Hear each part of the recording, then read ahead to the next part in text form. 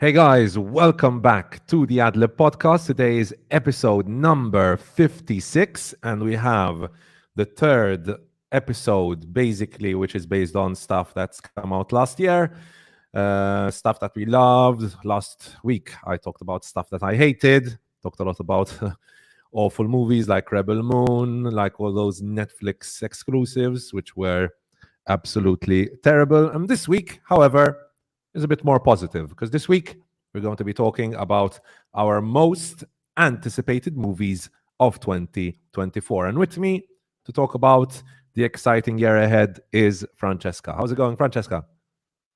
Hello, hey everyone. It's good. It's good.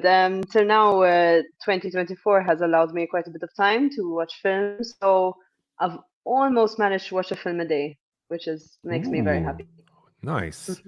That's How I've how put about that you? as How are an you doing? objective. I've kept Mm, that as an objective, and I'm using nice. Letterboxd to make sure I follow it. To be honest with you, Uh-huh. it's Letterboxd not does easy, help a yeah. lot. It's not easy at all to keep it. I'm trying to keep it a film a day, Hmm. as much as possible. And later on, Fran, we'll talk about what we've been up to. But before we get into that, just going to introduce the plan for today and also welcome all our loyal viewers and listeners. Let us know in the chat what you've been up to, what have you been watching, how has your week been going on so far. Last week, like I said, was obviously a very negative week. We talked about all the awful stuff that happened in the world of cinema and movies and TV series. Today, however, we'll try and be a bit more positive. So the plan for today is the following. First, as always, we'll talk about what we've been up to. Then we've got the trailer for Back to Black, starring Marisa Abela, obviously, which is the Amy Winehouse biopic. We've got most anticipated movies, series, and video games to talk about. And hello, Franco. Shana Franco. Soon with you guys, soon with you. All right, all right. I'll continue introducing, Mana. So we've got the most anticipated series, most anticipated video games, most anticipated movies to talk about, and then we've got a few reviews. We've got Bert Rebirth, which Franco will be reviewing.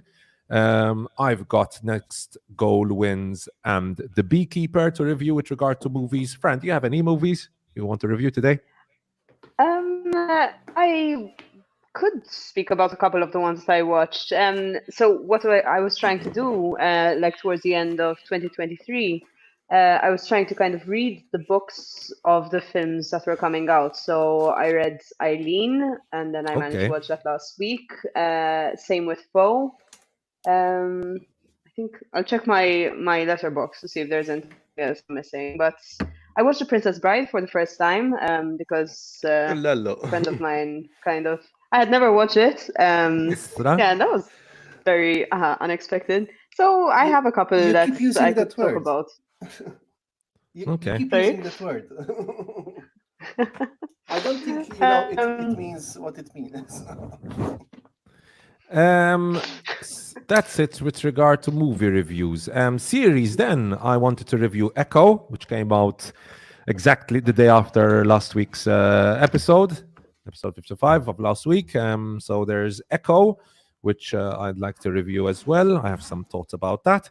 And I also want to talk about, but I can do this at the start. I want to talk about a few other series. There's Monarch, Legacy of Monsters, which I want to talk about. There's Monsieur Spade, Fran, which I was just talking to you about. There is True Detective, Season 4, which just released its first episode today, which I want to talk about, but that I'll talk about at the start. Anyways, guys, how's it going, Franco? So you're here at last. How are you? Okay. I napped a bit, but sometimes the nap becomes a sleep, so I just that's all. I watched Bert Rebirth. Looking forward to discuss with you the most anticipated movies this week. Not this week, this year. Yeah, I saw. I haven't been watching my series. Sorry, teacher Andrea. I haven't been doing my homework. Your homework. You're late on your homework. But yeah. By the way, what did you think on Eileen, Francesca? Because Joe, Andrea, and I had some thoughts about it. In fact, I avoided listening. I believe you guys reviewed it, right? Already. I have, I think. I reviewed it. No, only I reviewed it, I think, on the channel. Yeah. In fact, I had avoided, and I haven't gotten the chance to listen to your thoughts on it yet. But because I watched it after you guys had done the review, I really liked it. I thought the issue that I had with it was the same issue that I had with the novel. Because it was exactly the same problem in the novel, in that like the pacing I felt was a little bit off, in the sense that the build-up takes a really long time, and like 3/4 of the runtime, it feels like it's build-up, and no, not all that much is happening. I mean, all right, there's some foreshadowing, but it keeps going and going and going, and then like in the last 15-20 minutes of the film, everything happens. So, but I agree with that's that. exactly what happens in the book, though. I remember feeling exactly the same way in the book, so I was kind of prepared for it. I said if it's going to reflect, I said they might try to fix this in the film. They didn't, but to be honest, I found it really enjoyable, just because the performances, in my opinion, were top notch. Agreed. And I forgot there's obviously her name is escaping me. Anne Hathaway. I mean, Anne Hathaway, I kind of expected a good performance because she often gives one. But Mackenzie, I can't remember her surname right now. Thomason. The Thomason. I thought she was also very, very good, and I think I also remember being impressed by her in Last Night in Soho. So and she was really well cast, I thought, because when I was reading this, it was very much she was very much what I imagined in my head, or well, in my opinion, it matched my imagination at least. So yeah, what about you guys? I happen to have rewatched Last Night in Soho, by the way. I think it still Okay. holds, Last Night in Soho. Somehow I liked it more this time than the time before. No, Andrea already reviewed it. For me, it was I was between a 3 and 3.5 because of that. Like it took a bit of it took a bit of time to get into it, and this is a movie where I contradict myself. This movie needed to be longer, not shorter. Yes, definitely, 100%. I would have enjoyed a 2-hour movie because it's like you said, like all of a sudden, like the last 15 minutes, the gears changed suddenly. I'm like, okay, what's going on? And I would have liked a bit more of more character build up.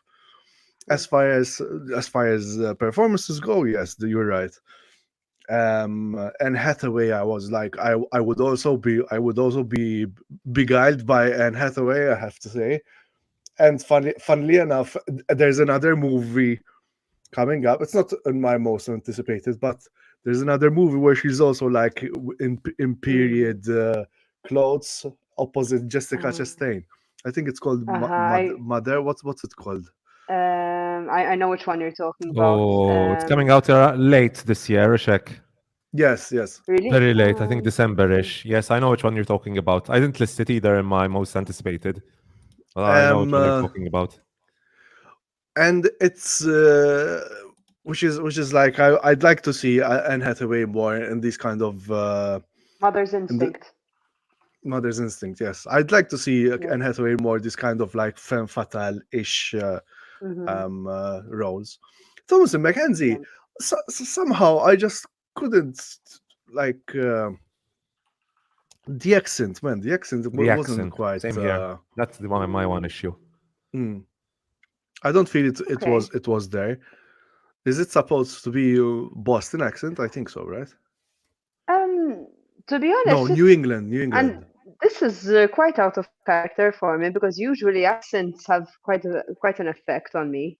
But somehow it didn't stick out to me at the time. I just didn't pay attention to it, to be honest. So it's not like I actively paid attention and said, "Oh, it's okay."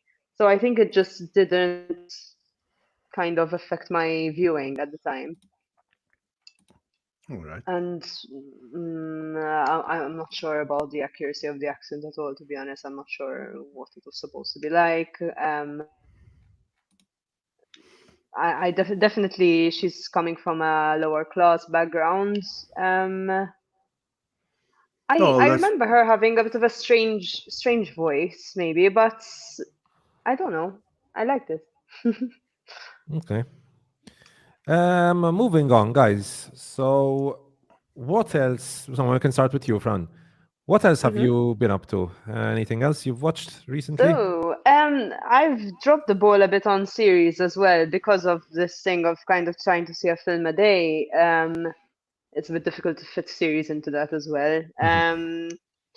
This week I've also, and like over the last week, I've been trying to watch a few more musicals, the film adaptations of musicals. So I watched Into the Woods and Dear Evan Hansen, partly because next year they're going to be made as stage musicals here in Malta. So I kind of wanted to familiarize myself a bit more with them. Hmm. Yeah, and Into the Woods I really recommend. I think it's such a good time. I don't know how familiar you guys are with the story. It's basically like a mishmash of lots of different fairy tales, right? So there's Little Red Riding Hood, there's Jack and the Beanstalk, what else? Cinderella, Rapunzel. So it's kind of as a story, it's just a mishmash of those and original songs put into that. And the director is Rob Marshall, who is the same person who made Chicago, the adaptation of Chicago, the musical. mm, And I think he's fantastic, right? I think he's very good at doing adaptations, which isn't easy, I think, and can go wrong, which leads me to Dear Evan Hansen. Now, songs wise, songs wise, I love Dear Evan Hansen, so I listen to the songs quite a bit. I'm very familiar with them. But as a film, I feel like it was quite weak. Um, I was quite disappointed. The casting was off. The chemistry between the actors was off. Quite a lot of things, Mhm. to be honest. So maybe not an adaptation I would particularly recommend. But as a story, it's very sweet. Uh, yeah. So then there was also Flo and Eileen that I really Mhm. enjoyed. come Um, on, Eileen. a friend of mine showed me a Japanese film, which I don't know, maybe Franco or maybe both of you are familiar with, The Taste of Tea. Not a clue. Lalo. Okay, It's quite an it's a old one. very and it's a very peculiar movie, right? Yes, it is very peculiar movie. I can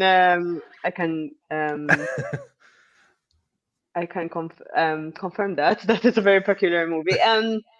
Really particular. Is it this, I Fran? don't think I've. Yes, that's the one. That's the one. Mm. 2004. Yeah. Um, surreal is the right way to describe it. Yes, a spell of time of rural families, slightly surreal life. It's a very simple story, but then there's like a bit of an injection of surreal and the absurd. And I felt it felt like a bit of a hug in a film. It's very comforting, and especially like in winter days, I tend to look for these kind of films. So I would recommend definitely if you're looking for something very calm, very serene. But maybe don't try to understand too much about what's going on. um, yeah, so those have been some of the. Then I've had a few Not rewatches as well, not aside from even The if you put Princess the Bride. subtitles on. Not even if you put the subtitles on. Definitely. I mean, I definitely need subtitles. Um, yeah. I also enjoyed The Princess Bride. Again, Princess Bride was like I don't know. I always thought it was like this old kind of fairy tale-ish kind of story. So when I started to watch it, it's the favorite film of a friend of mine. He's like, "Okay, let's watch it," and I was like, "Oh, okay, this is a totally different film to what I was expecting," which was it's interesting. But then eventually, like I kind of got into it as well. Um, My because name. it looks like a very romantic kind of film, and I'm quite familiar with the soundtrack as well, which is also quite romantic. So when the film actually started and it was quite meta, quite again, a little bit absurd. I was like, oh, okay. Are you guys My a name fan of this film? my name is Inigo Montoya. I'm here to avenge my father. Prepare to die. I mean, if I can quote it, yeah, I guess. Good accent. You're better than Thomas and Mackenzie. See, Thomason, friends of the show, Thomason. That's I think I watched this in secondary school, and I mean, don't really remember much about it, to be honest. it needs a rewatch. Yes, I've been thinking about some movies I have to rewatch from my childhood, and it's like, oh, that's what like went over my head when I was younger. Like even Never Ending Story. I think I've seen the third one and never seen the very first one. It's the Never Ending Story. Hmm. All Same, right. actually. I don't think I've watched that. Anything else, friend? You want to talk about stuff you've been watching? No, I think that's pretty much covered like the past couple of weeks for me. Okay, Franco, what about you? That's same for me. Like drop the ball on series. Continued a bit like Scavenger's Reign. Still fantastic. Need to get back and finish Monarchy, Legacy of Monsters. But I've seen that apparently our friend Godzilla makes an appearance as well. I have to see but my father is really enjoying it. He really enjoyed it, like, and especially the period pieces. He's like, he enjoys that kind of adventure. It has a sort of B movie charm to it, the period pieces. That's one thing. And then, yeah, like I said, rewatched Last Night in Soho and Birth Rebirth. Very interesting. There's funnily enough, there was a supporting actress in Eileen, which is one of the main actresses in this movie, Marion Ireland. Amazing performance in Birth Rebirth. And there's also Judy Reyes, who used to be part of Scrubs, if you guys remember. Lahwa, lahwa. I never got into that series, Ustra. But this movie first, I maybe review it later on at the start, and I was very intrigued by it. And I really wanted to see what you guys thought about it.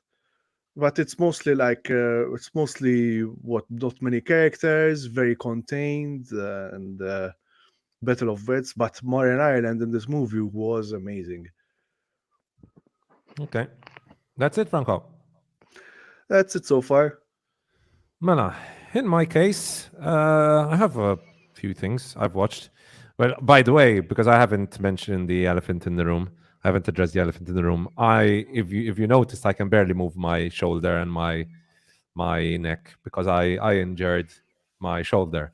Like I thought because you were carrying elephants. That's why. Very heavy elephant. No, it's the stupidest accident ever. I bent down to move my robot, and apparently I must have destroyed my muscle doing this very weird movement, which I find extremely weird because it's a movement I do basically every few days when I train my shoulders.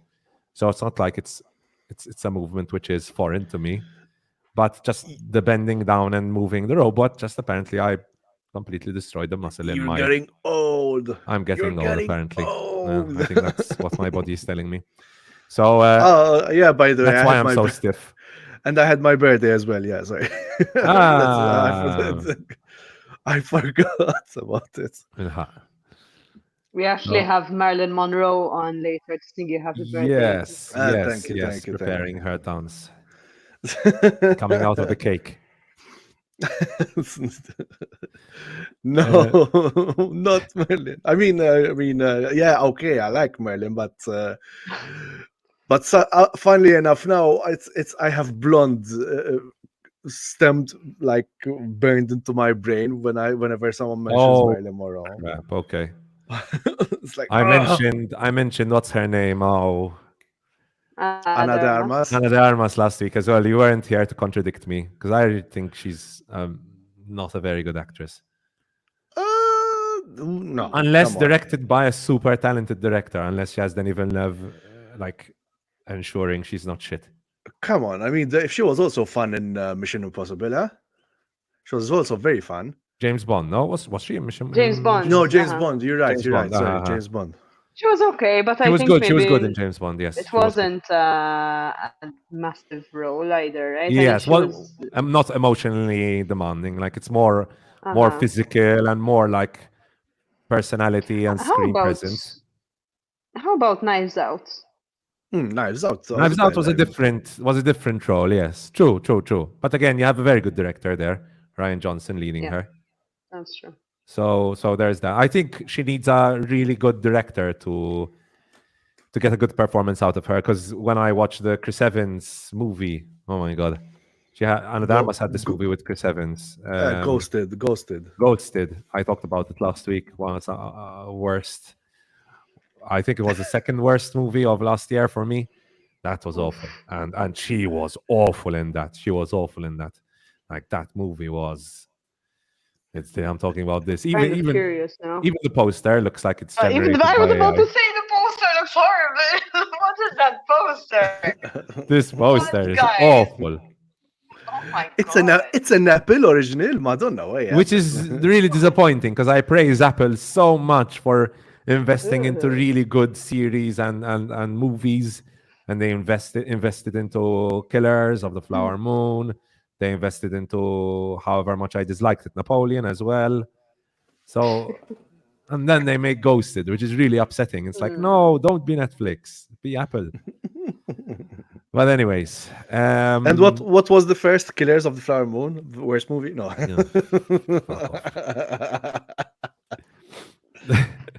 Napoleon was first. No. Fired. No. What was first? I forgot what was first. Oh, You People. The Netflix one. Did you watch it, Fran? Oh my god. No. With Jonah Hill. I avoid those films like plague. Listeners and viewers have to know that Andrea is the guy that always takes it for the team, and he takes so much for the team. True. I admire you, Andrea, because like sometimes, I mean, your dedication is really impressive. But I watched. You mentioned Blonde earlier. I stopped Blonde after 10 minutes. Ostra? I couldn't. I didn't hate Blonde though. I didn't like it. I was cringing. I was cringing a lot while I was watching it, and I said I need to watch just at a time when I'm feeling more patient, and that time never came. I didn't hate Blonde, Ostra. I didn't hate it at all. Tristian hated it. Tristian really hated it. Like, she was like, I'm out of here. I can't deal with this. I continued watching it. I didn't hate it. I thought that was really beautifully shot. Like, camera work and it wasn't not beautifully shot, but for me that's not enough to keep me there. No, true. But I think it was fine. Like, I didn't hate it. What did I watch this week? By the way, I watched one of my missing PTA movies, Phantom Thread. Oh my god, I rewatched that as well recently. No, it was the first time I watched it. What day did I watch? I watched it with my family on Wednesday, I think. Okay, no, I watched it on the 4th, but wow, what a coincidence. What did you think? Did you watch it because of the New Year scenes? No, a friend of mine had never watched it, and he actually knows someone. So, a bit of name dropping maybe. Do you know Marama Corlett, the actress? Yes, she was in it. Yes, so her sister does costume design. Ooh. And they actually, so she was working on the set, and for one of the scenes, they actually got them. So the dressmakers of the film, they got them into the scene. And she looks, I mean, she shows on screen for quite a bit of time. And so my friend is a friend of hers, and he's like, oh, I want to see her. And yeah, no, I was blown away.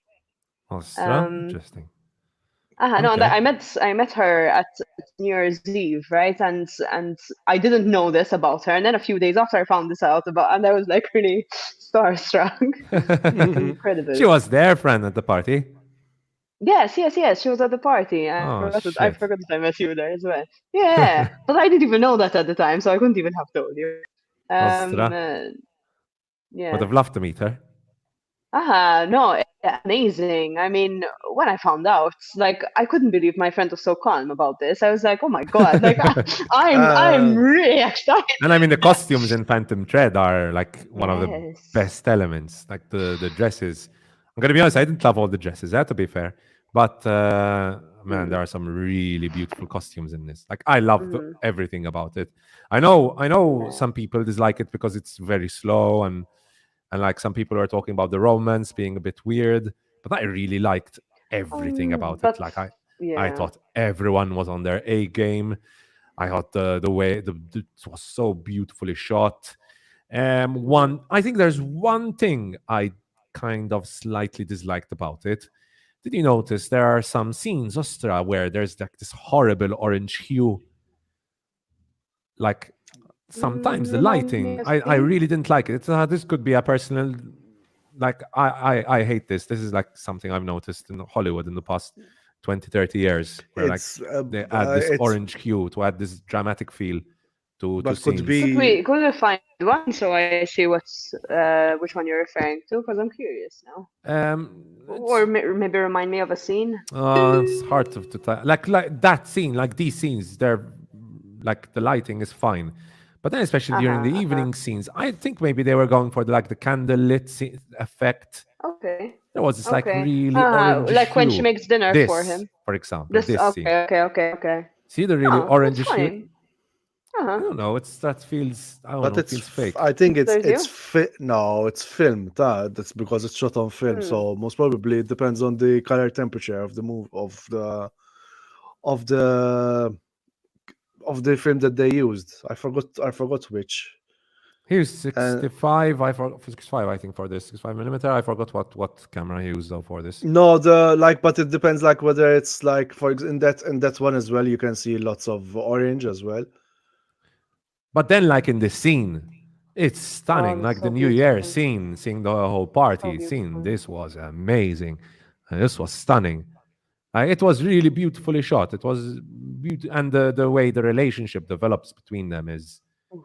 is like wow. Like I couldn't believe I was so attached to such unlikable characters, but I got Yeah, really really attached to these really unlikable yeah. characters. What do you think, Francesca? I have yet to see it Wait, myself, so you haven't? Oh, Franco, definitely. Definitely go watch it. No, to be honest, I had actually watched this when it came out at the cinema, and I was really, at first, kind of what you mentioned, Andrea happened. After I was like, what is this relationship, man? Like, this is so messed up, like how abusive. But um, I think with time, then I matured a little bit, and I saw maybe a little bit more of the world. Maybe not to presume that I that I actually did mature, but I think with a bit more insight into how human relationships work, without maybe revealing too much, because I don't want to ruin it for Franco and anyone else who's listening, but you start to understand how something that from the outside seems really problematic, you start to see like, okay, but they actually really do love each other.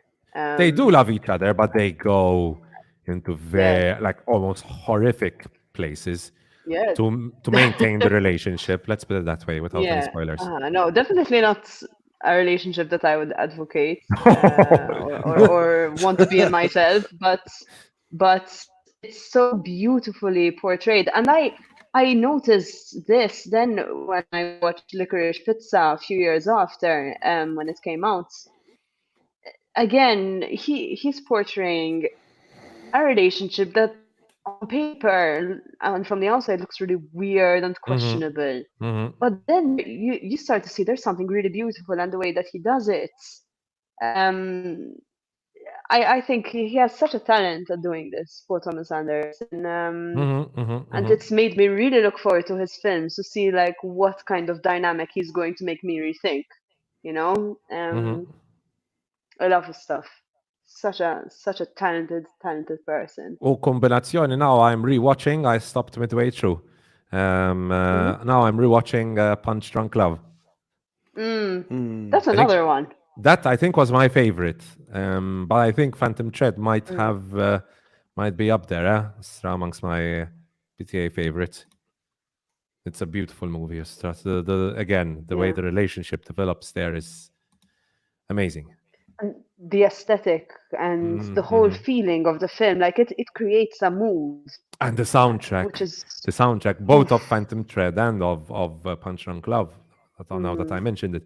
Both soundtracks are amazing. I love the soundtracks. And I think I love the soundtrack in every PTA movie, to be honest. Yeah. No, he really does what's required, I think, to create moods and Oosh. The mood and the atmosphere is in his movies are just amazing. Anyways, moving on. What else did I watch? I watched Next Goal Wins, which came out in the cinemas this week at Malta. Obviously released abroad quite a while ago. Here in Malta, we get stuff months later. Oh, I'm moving my shoulder. It's so painful. I watched The Beekeeper. I have a lot of thoughts about The Beekeeper. I watched that with Bruce, who might be in the chat. Bruce had some thoughts as well about The Beekeeper. We'll talk about it later on. I rewatched Maltese Falcon because of the series that's coming out. I needed to rewatch it. Maltese Falcon is a series coming out. Yes, now I'll tell you about the series, Franco. I'm going to mention it in a bit. So obviously, Maltese Falcon, it's the movie that started the whole film noir, femme fatale phenomenon. It's an amazing movie. Like watching it again, the camera work and the composition of the scene and the blocking, everything about it is. I think it's just perfection. Like, some spicy take here, Andrea. No. When I watched it, I didn't like it. When Really? I watched it, I didn't like it. I was really disappointed. Oh my God. It was beside. Like and I didn't like what's his name, Humphrey Bogart. What? He's so charismatic. I rewatch it. I rewatch it for sure. But when I saw it, like I would say I prefer Citizen Kane than to Maltese Falcon. To be honest. That's like saying I prefer. Which Lord of the Rings do you prefer? That's a really hard. Like Citizen Kane is up there in my top 10, and Maltese Falcon probably is up there in my top 10 as well. So I don't know. I didn't particularly either because there was too much hype around it, and it's just that's why I hate hype myself, because I know it will affect my viewing experience. By the way, Bruce said hello. Hello, and Bruce. Also to the rest of the chat watching us, unless you're bots, say hello. Tell us what you watched. Tell us what movies you're looking forward to as well later on. Me and Bruce had a nice Saturday afternoon. So we watched Beekeeper and we watched Next Goal Wins. I love these afternoons at the cinema watching. Next, if I didn't have any plans, then I would have joined you, because that was a nice idea, man. That's a really good thing. It's unfortunate with the holdovers coming out on the 31st of January. Yeah, Bruce wants to go watch it as well. I mean, I haven't seen it, so might as well do like Bruce said and keep it for then. It might be There's nice. Also this week there's I believe Priscilla coming out. Poor Things. Priscilla came out, and Poor Things also comes Poor out this week. Things, right? Hi, Kate. Hello, Kate. Forward to those. How's it going, Kate? Anything new you've watched recently you'd like to tell us? What was I talking about? Oh, yes, we were talking about Maltese Falcon. And Master Franco, talking about Maltese Falcon, don't you think, like watching it, I think if for anyone who wants to learn about like cinematography and blocking and composition, like you need to watch Citizen Kane. You need to watch Maltese Falcon, in my opinion. You need to watch Citizen Kane. I'm not. No, if you really want to watch cinematography, Citizen Kane. No, Citizen Kane, I would put it as my up there. And I think even Maltese Falcon, the way as noir goes. Yeah, allora, and even Jacques Tournier, Cat People, the original Cat People. Mm-hmm. I maybe even I haven't seen the later one that was remade in the 80s. I think Schrader was involved, Paul Schrader. As far as lighting goes, Jacques Tournier. There's also Night of the Demon. Cat People. I was impressed with Cat People by how well it was filmed. And he also, I think Jacques Tournier also has I hope I'm pronouncing his name correctly. Jacques. I think he also has a noir as well, like a straight-faced noir, because Jacques Tournier was having these sort of B movies as well, like I Walked with a Zombie, Cat People, Night of the Demon. These sort of By the way, horror. Franco, talking about B movies, because Keith said that he watched Echo and The Beekeeper. Keith, I'm going to be talking about both Echo and The Beekeeper later on in our review section.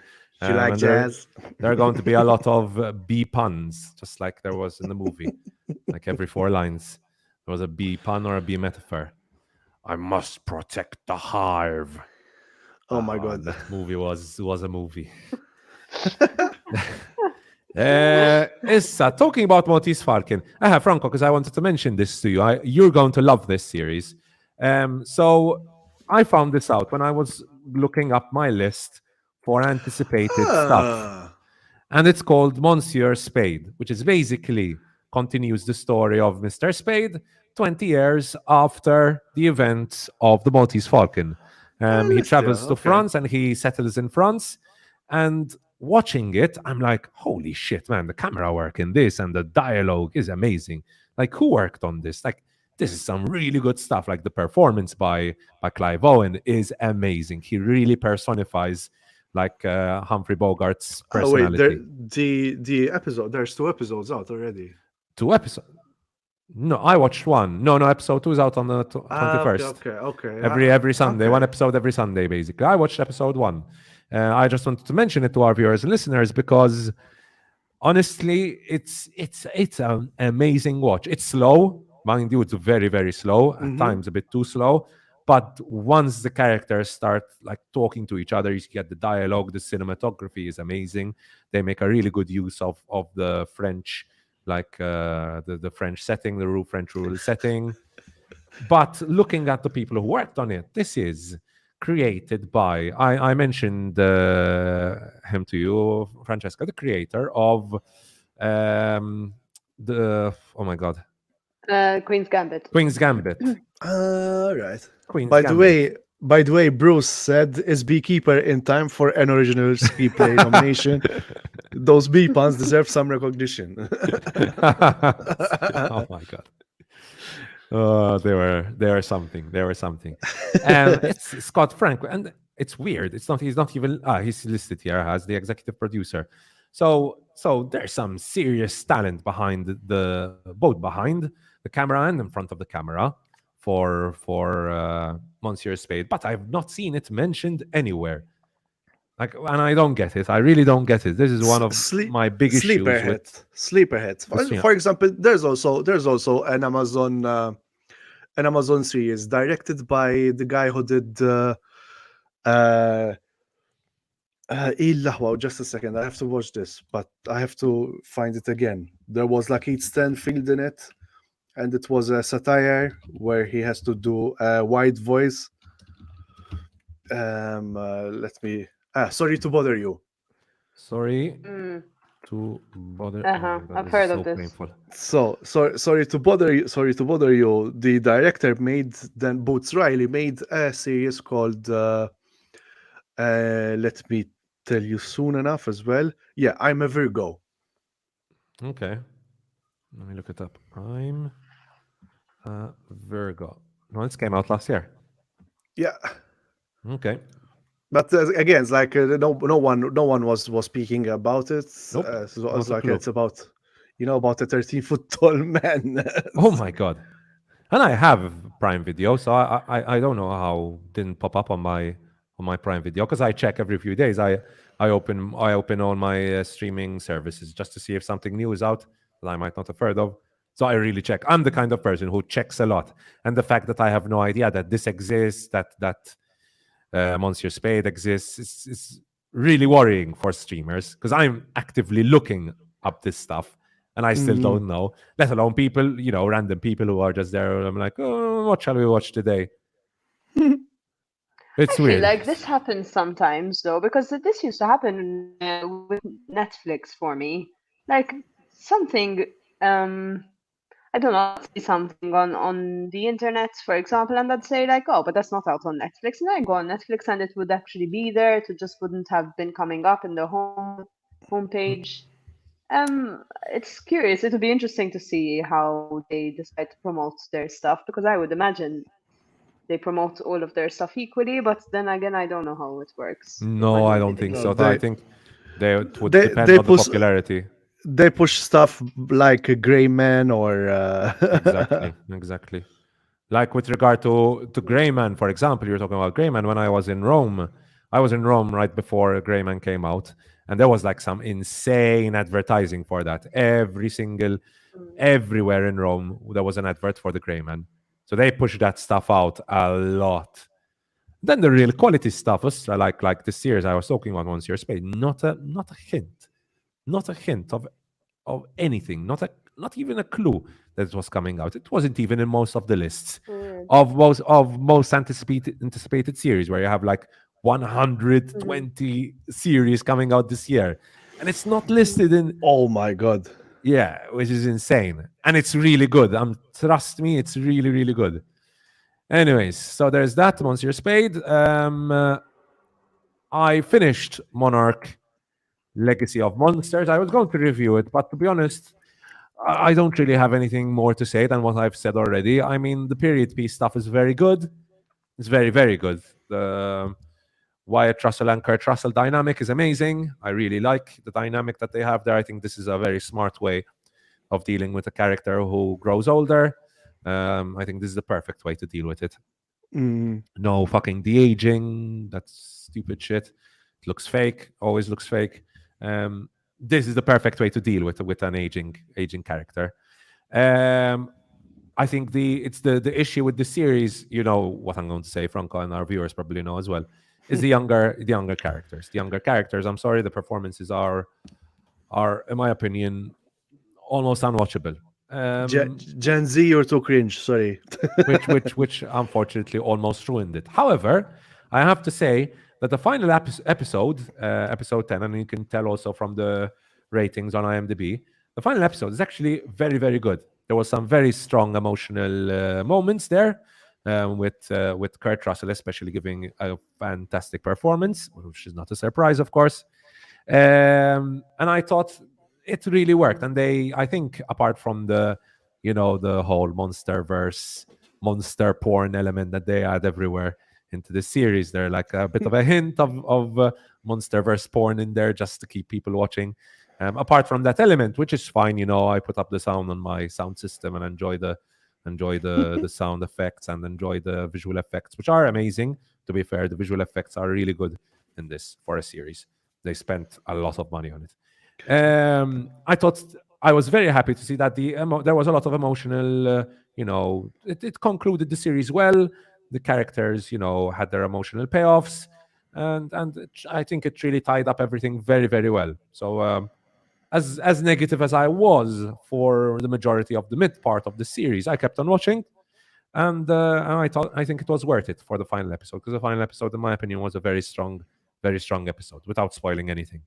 So that's Monarch Legacy of Monsters.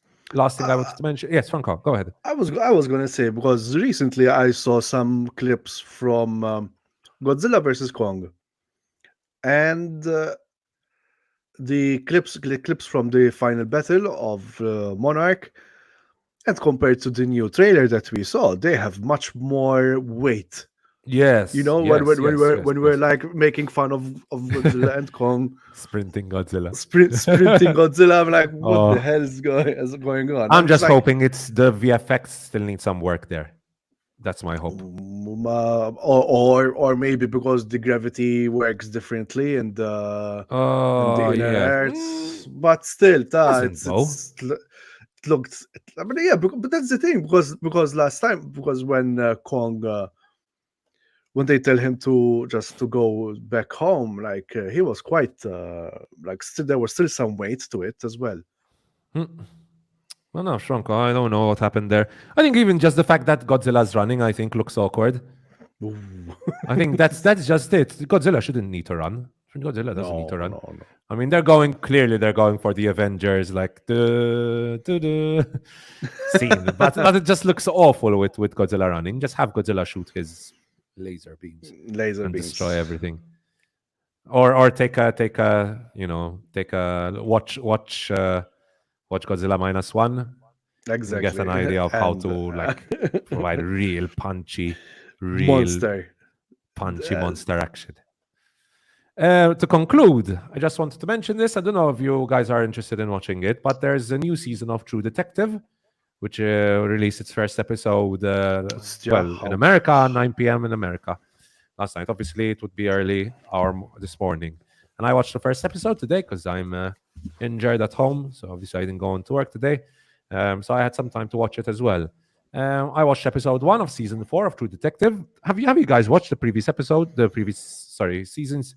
The very first one, then the second one, like I didn't bother. But apparently, even with Mashara Ali, this season with Mashara Ali was a decent one. Someone said, Francesca. like a friend of mine.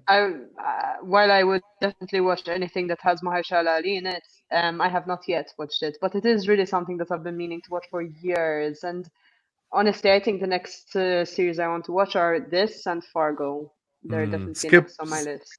Skip season 2 of True Detective. Otherwise, it's like Everyone says this. I had but stopped watching it. I had stopped watching it in season 2. It bored me to tears.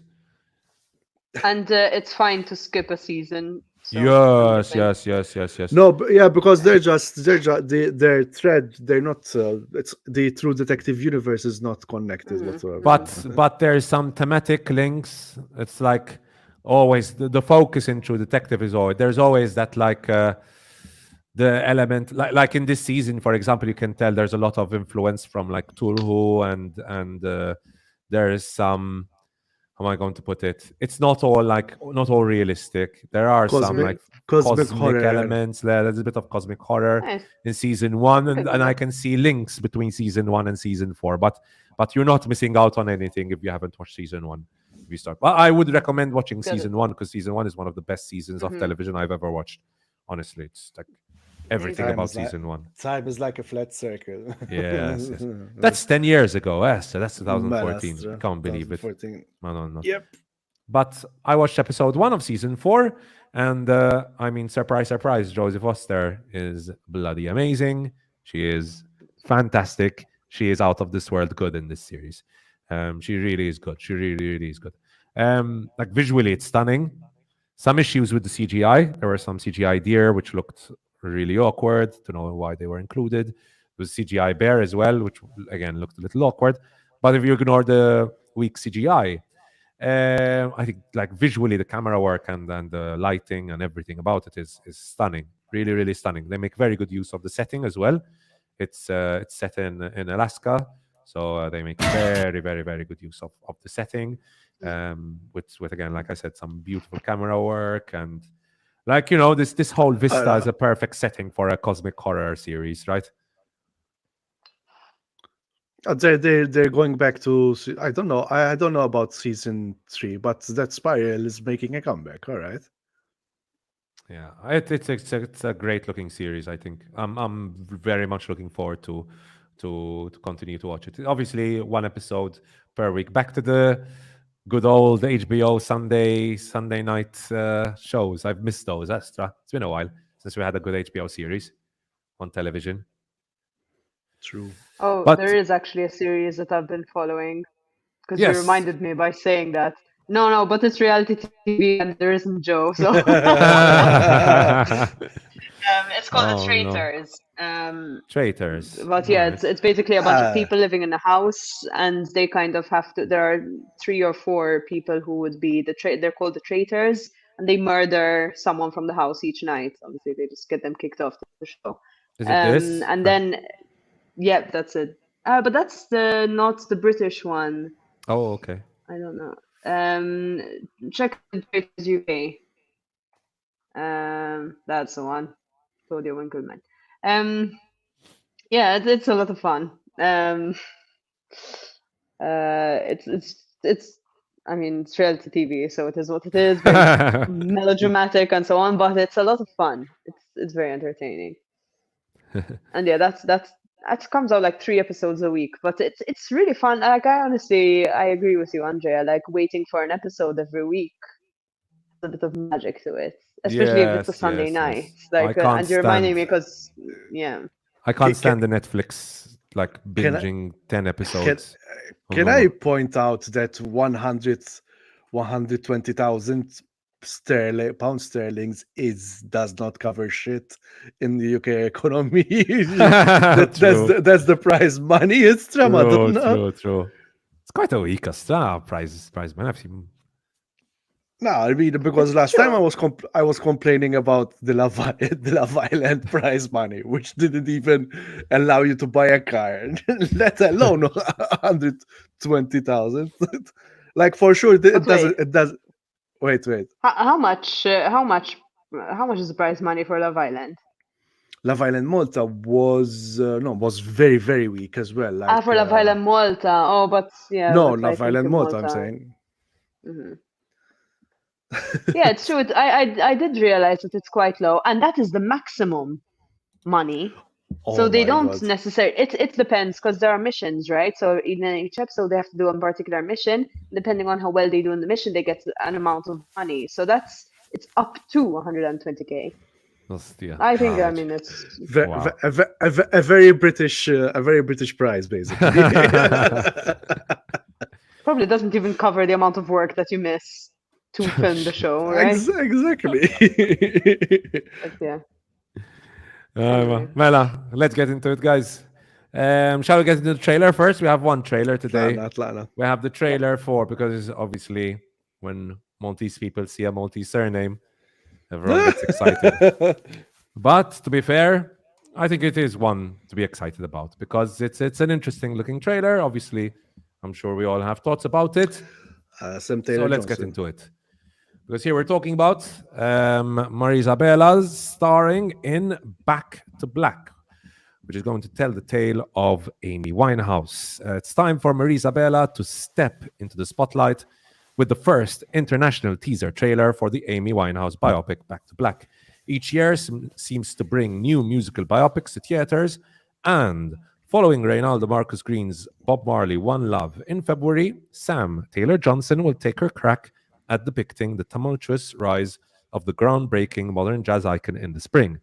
Film centers around Winehouse's eponymous album, her journey to making it, and her life around the time it shot her to fame with hits like Rehab and You Know I'm No Good.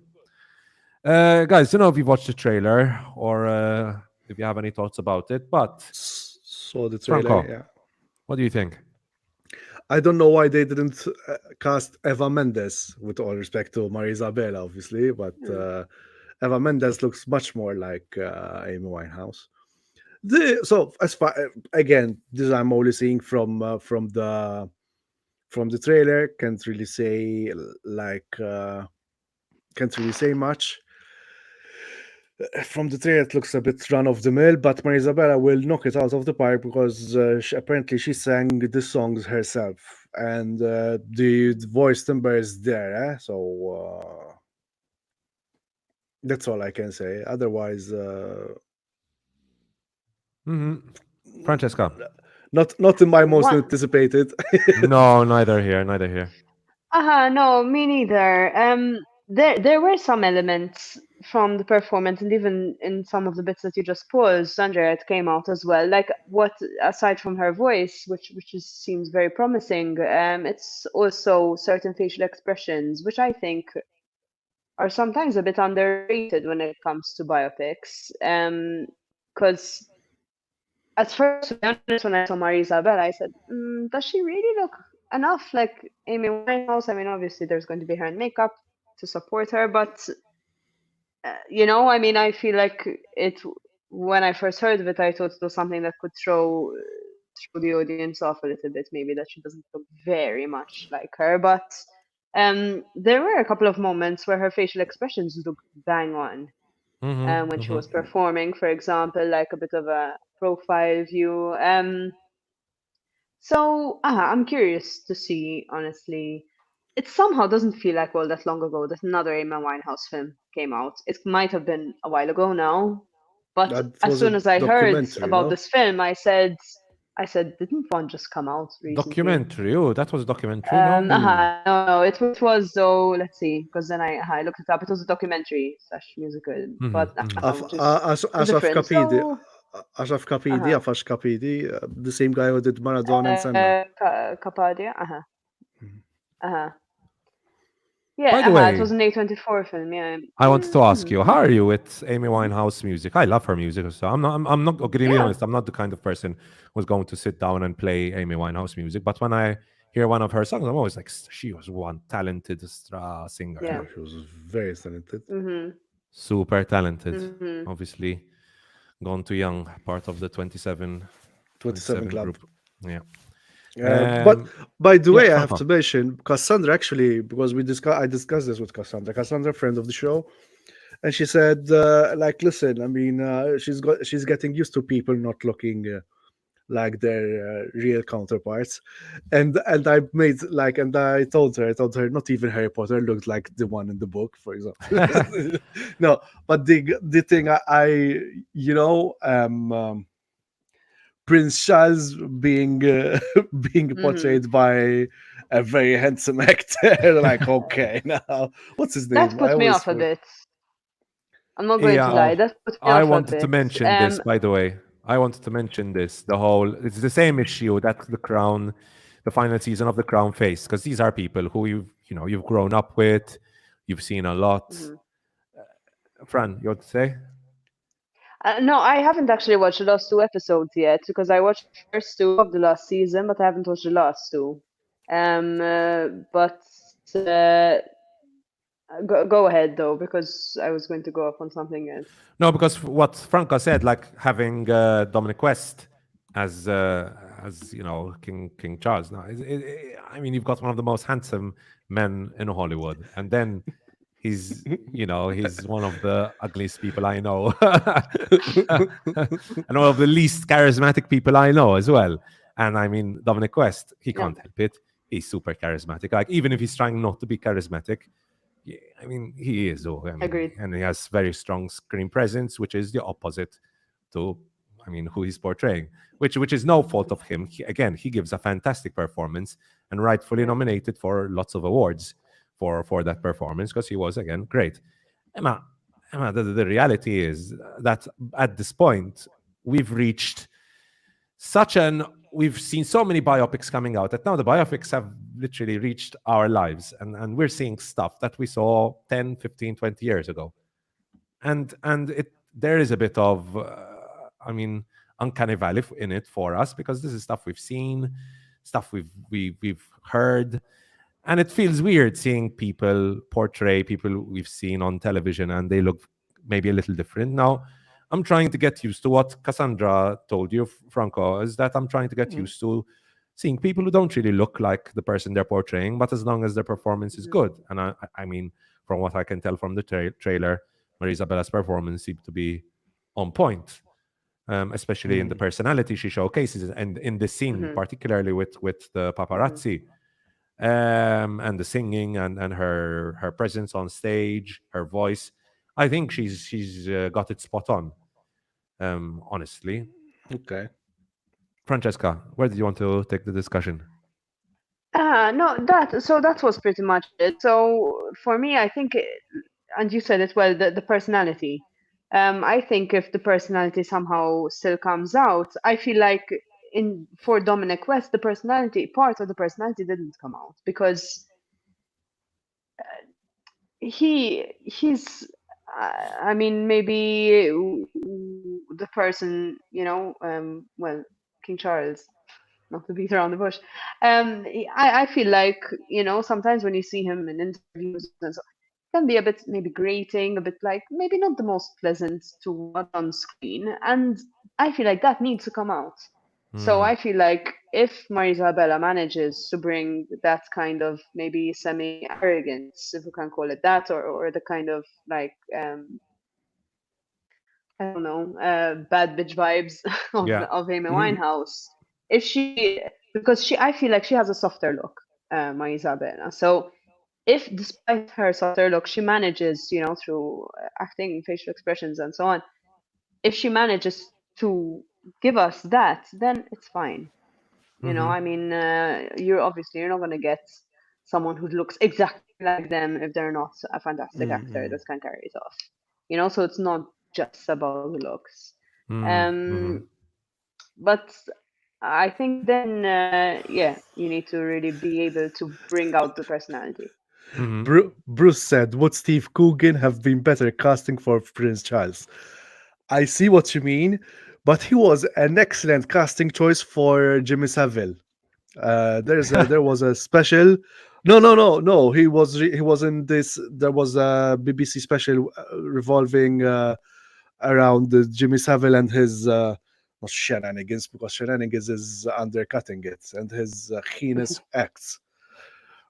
And the British press actually did say that Steve Coogan really did a great job of portraying Jimmy Savile. So I think the last time I watched him was, oh, Madonna. Taloch xonu l-irqiq. Oh, Laurel and Hardy Laurel Laurel and and and Hardy. I think it was in that. No, there was a yes, movie that came out a there's few also years ago. Philomena, the trip to Oh, Greece as okay. well. Night at the Museum. Yeah, but he was, I forgot who he was. He was always arguing with another American. But yeah, I can see what you mean. Like Steve Coogan, you could have done a better job, Bruce, as well. Oh shit. But is Andrea okay? Is he still on? Oh, I think we've No. lost him. I'm saying it seems very Guys, can you hear quiet. me? Yes, Okay, yes, now yes. he's back. Okay. I You're think back. internet. Yeah, internet issues. Yeah, what I was saying was it's like it's very hard to find.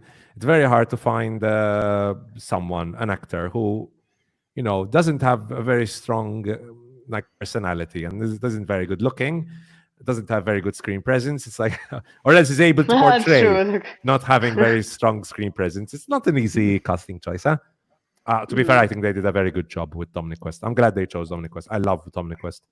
That's maybe I'm biased because The Wire is my all-time favorite series. Could be it as well. Mm, fair enough. um, Understandable. shall we move on, guys? Let's go. See. To the most. Oh, by the way, to our viewers and listeners, Back to Black arrives in theaters on May 10th in the US. And Studio Canal releases the film in the UK and Poland on April 12th. So maybe in Malta we can get it a little early as well, because the Maltese surname should pique the interest of Maltese cinemas. So we might get this a bit earlier than the US, True. which would be good for the podcast because we can review it early and get more views, like we did with Wonka, for example. That video got a lot of views because Wonka came out earlier in Malta. Anyways, moving on. So, shall we get into the most anticipated, guys? Vámonos, Mela vámonos. Franco, I know you have a lot of video games in your list. So, what video games are you anticipating for 2024? Look, actually, there's a game I'd like to try my hand out and check it out. It's called Cult of the Lamb. Okay. And it's basically one of the last sacrificial lambs is reanimated, and this lamb starts a cult of its own. Basically, it's a very Oh my god, this looks amazing. Okay. Is this it? yes, that's the one, and it has wait, 1 hour. Oh no, okay, No, that's the gameplay 130. being portrayed. okay. Oh That yeah, this oh my it looks god, I looks love this. it looks cute, but there's also like some horror elements and There we go. like cultish. Yeah, there you go. But it's not just a fighting like dungeon crawler kind of game. You also have to take care of your followers and upgrade and whatnot. So it's I think it seems quite fun. But I love it. Looks interesting. Yes, Rao Franco looks very interesting. Because Not my style, to be fair. they're going to do what you call it, DLC. I think today they released the DLC. Okay, all right. And no, otherwise, you know what I've been playing a lot, like the old. I got an emulator and lots of like Super Nintendo, Amiga stuff, Game Boy, those old games. All right, Astra. Nice, going old school, here, Franco. Yeah. Otherwise, what games are there going to be? I'll Fran, tell what you. about I you? have three. What I about? have three games. Wait. Francesca, before I get into them. I don't have any on my radar, to be honest. I haven't really been looking out. I haven't been playing much either. Like I had gotten stuck in the last bit of Hogwarts Legacy, and I need to pick it back up to actually finish the game because I feel like I'm quite close to the end. All right. But yeah, no, I really haven't been playing at all, at all, at all. So Okay. yeah, I need to kind of pick that up. I'm replaying Hogwarts Legacy right now. Yeah, It was such a fun game, and I'm really enjoying it. Really enjoying it. I Replaying it. felt like the difficulty at the end, like I felt like it really stepped up, way up, like in the final bits where you kind of have to battle. Oh, let me remember because it's been a few months. Ranroku. Those sorry. Ranrock, no? Yes, Ragnarok. Ranrock. When he kind of goes into that massive, I don't know, you kind of enter in that bit underground, and like I don't know, somehow, either there's something I'm missing, or I don't know, I was just totally unable to beat it, and I kind of gave up No, for a bit. I didn't find it that hard, to be honest. But I think you just But need to get good, to be honest. I think our levels of our playing levels are quite different. To be fair, I'm not. I use the controller for it. I have the controller here, but I'm not used to using a controller that much because generally I play with my mouse and keyboard. But for this and for the Dark Souls games and whatnot, I use a controller because it feels much more optimized for a controller. No, I'm gonna be honest. I didn't find it that hard. Found some of the duels here and there a bit tricky until I got used to the spells and like which spell should I use for which situation. It's more the choice of spells. And the color, matching the color of the game. spell with the defensive spell they have on. I think that's the hardest part, because once you get used to it and once you get used to which spells you need to use all the time, like for me, it turned into a breeze. Personally. Okay. I'll get back to it. Yeah, that's such a well-designed game. I really liked it, beautiful. and the highest-grossing video game of 2023. I'm not surprised at all, to be honest. There was so much hype for it. I remember this time last year, I was super hyped for it. Big hype for it. Not surprised. Anything else, Fran, you're looking forward to this year to play? Games-wise, no, I haven't had anything on my radar, to be honest. So All right. So honestly, now that I saw that land game of Franco, I'm kind of hyped. Nice. By the way, viewers and listeners, let us know. There are 8 viewers right now. Let us know what video games you're looking forward to playing in 2024. Don't forget to leave a like as well. Leave a like because 8 viewers and only 2 likes. So please like the video if you are enjoying what you are watching and hearing. So keep in mind that I only play on PC right now. I don't have a PlayStation. I have a PlayStation 4, but I don't touch it. So the only games I'm going to give you are the games coming out on PC as well. There are some PlayStation games which look very, very good, but obviously I can't play them. So obviously I can't be excited for them, or else I'd be very disappointed. So game number 1 is very, very interesting looking game, which I think, Franco, you would enjoy playing if you were to try it out, which is called Stalker 2. Now, Stalker. That illustrious, yeah. Based it's an old game. Finally, they're releasing a sequel, yeah. Yes. Now, the Stalker team had a big issue because they're a Ukrainian game development team, and there was the very unfortunate story of how when Ukraine was invaded by Russia, they obviously had to move one of the main developers on the game actually joined the army. Many developers on the game had to join the army, and one of them tragically died in combat. So yeah, it's obviously been very tough for them to finish this game, but apparently they have now, and there isn't an official release date, but they are planning to release it in Q1 2024. It's a survival horror game. The studio is called GSC Game World. I went through the gameplay trailer, which they released. Very, very atmospheric. The world looks fascinating. The monsters themselves look very, very interesting. So it's a great looking game in my opinion. I think it's going to be one of those games that catch my interest and will make me want to play for very long hours. I'm very much looking forward to this game. I'm also a big fan of the Metro series. Don't know if you've heard of those, Franco. Yeah, the sound. Okay, now it's muted.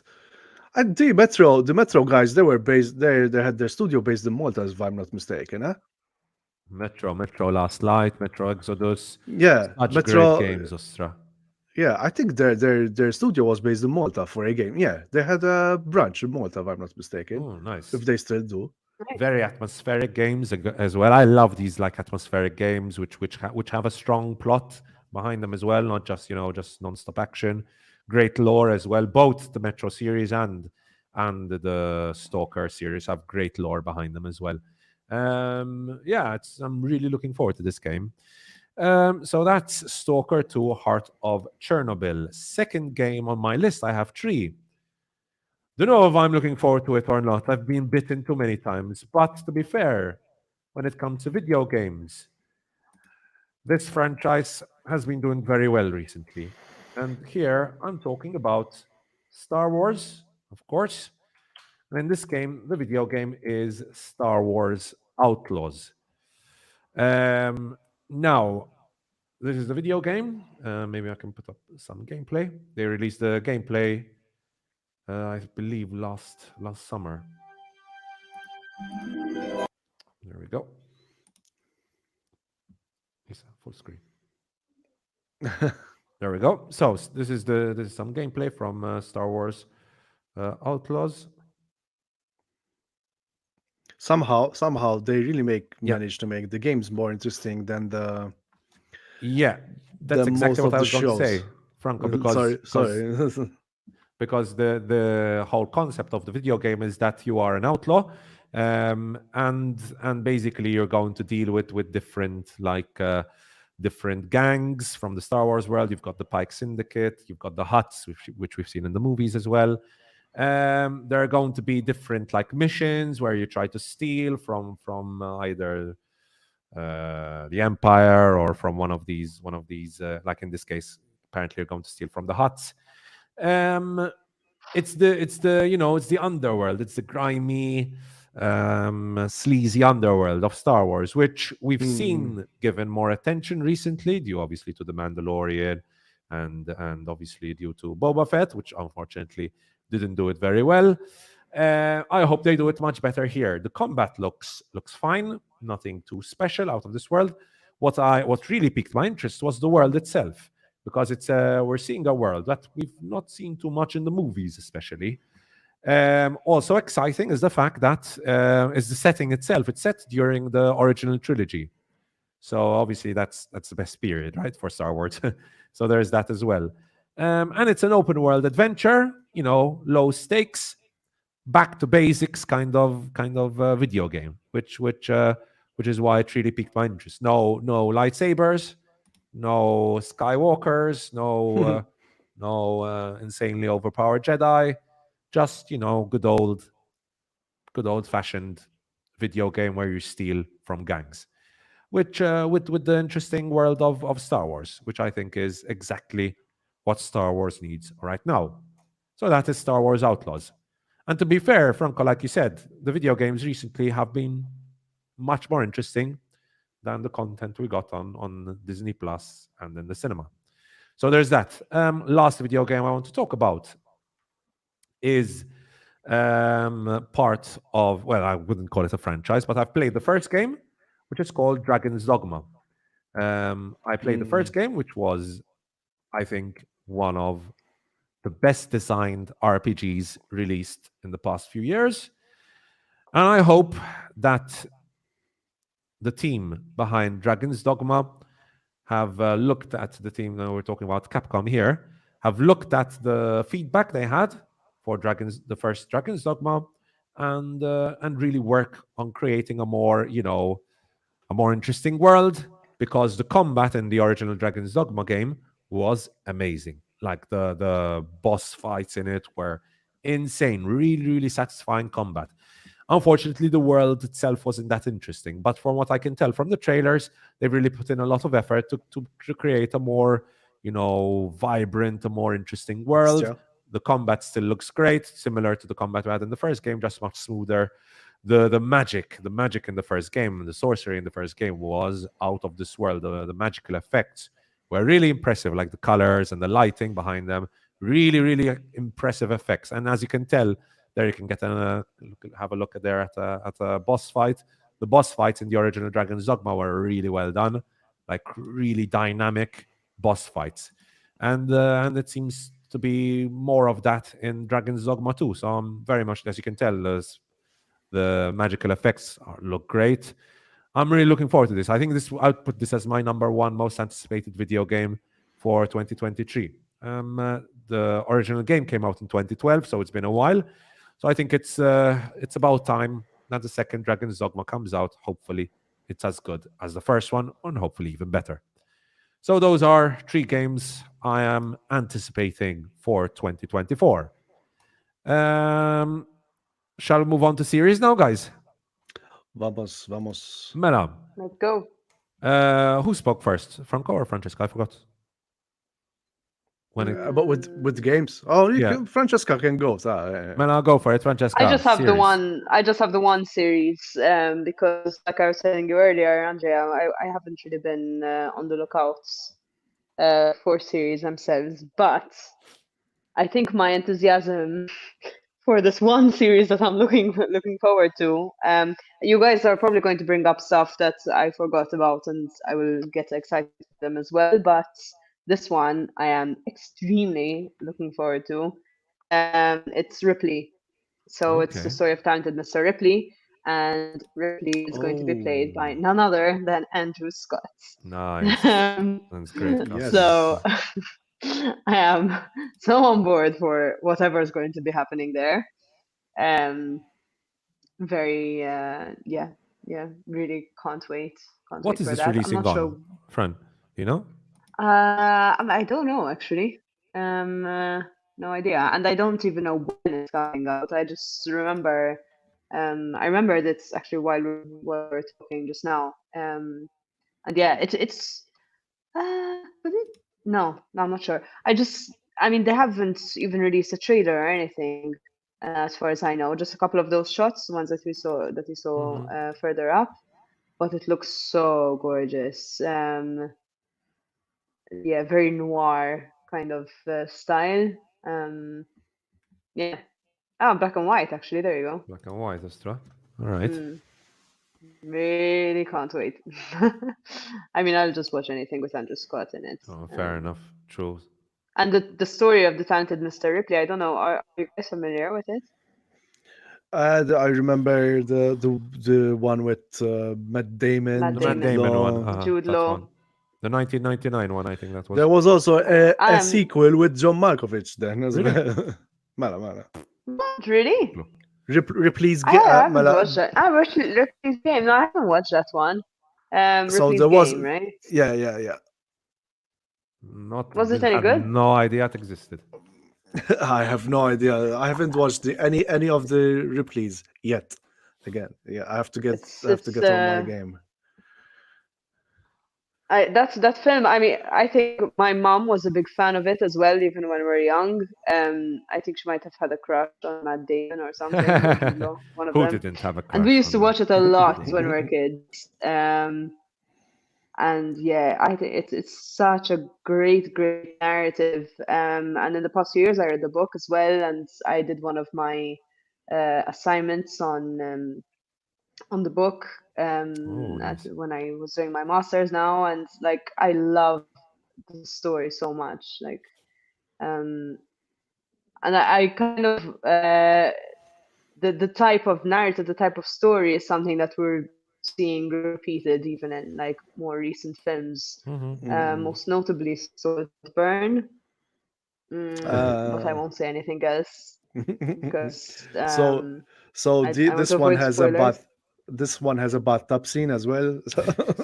No bathtub scenes. But Did you guys see the Scottish woman who stops watching Saltburn when the bathtub scene comes up? no, She's like, no. "Oh There's some fucking viral hell! video. What the fuck is going on? Fuck off! I'm out. Fuck this shit." It's so funny. I watched it on Instagram. Uh, It's so funny. How I, many Francesca, that accent, how many Thomasons out of 10?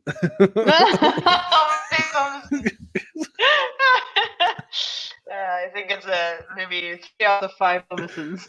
Okay. Oh, that movement was so painful. Try not to make it laugh, Andrea. But it's what was when I was mentioning Saltburn, just like a funny thing, as my sister and I were saying yesterday. Like it was really funny how that film was released around Christmas, right? On streaming. So it was like just a couple of days before Christmas. So everyone thought it was this amazing idea to watch on Christmas Day with their family. And we were saying, do you think that the producers did this on purpose? Maybe. So, Wouldn't be so surprised. everyone would be like tricked into watching it with their families and have the worst time ever and the most uncomfortable Christmas ever. I think in my review on Letterboxd I did mention this. Like this is so if you're looking forward for a Christmas movie, this is not it. I think I said. Yes, I saw that. Yes, I did see that written somewhere for sure. No, Anyways, where was it? Where, just a second. In Bruges. shall we move on, guys? Franco, Yes. get into Yeah. your So for me, most that's anticipated that's series. that's it. Mhm. Okie dokies. Franco, go for it. For series, right? Mhm. For sure, I'm looking forward a lot to the Three Body Problem. Okay. It's a sci-fi series. With recent trailer, I've seen that most probably they did some changes to the source material. Still looking forward how it's looking. It's looking sleek and it's looking very like terrifying. But this is a really interesting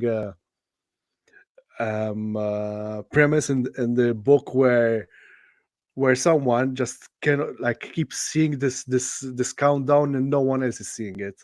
So and it's like when you sometimes when you do like this to your eye and you see like this sort of like strange patterns, that's exactly like it.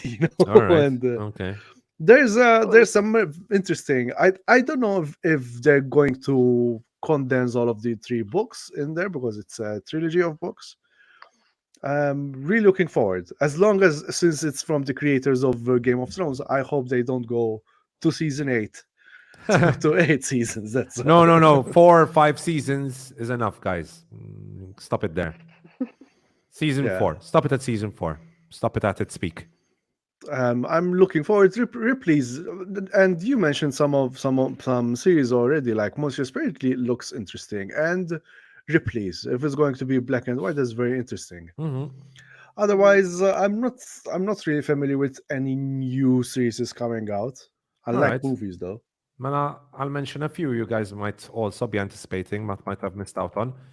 We've talked about this before already. Masters of the Air. Yeah, Really excited for this. This okay, continuation of Band of Brothers in the Pacific. Yeah, exactly. Based on Donald Elmler's 2007 book Masters of the Air, America's bomber boys who fought the air war against Nazi Germany. And going to focus on the 100th Bomb Group of the U.S. Army Air Forces during World War II with Austin Butler, of course, as you can see. There is Barry Keoghan as well in this. Cast looks great. I think visually it looks really well done as well.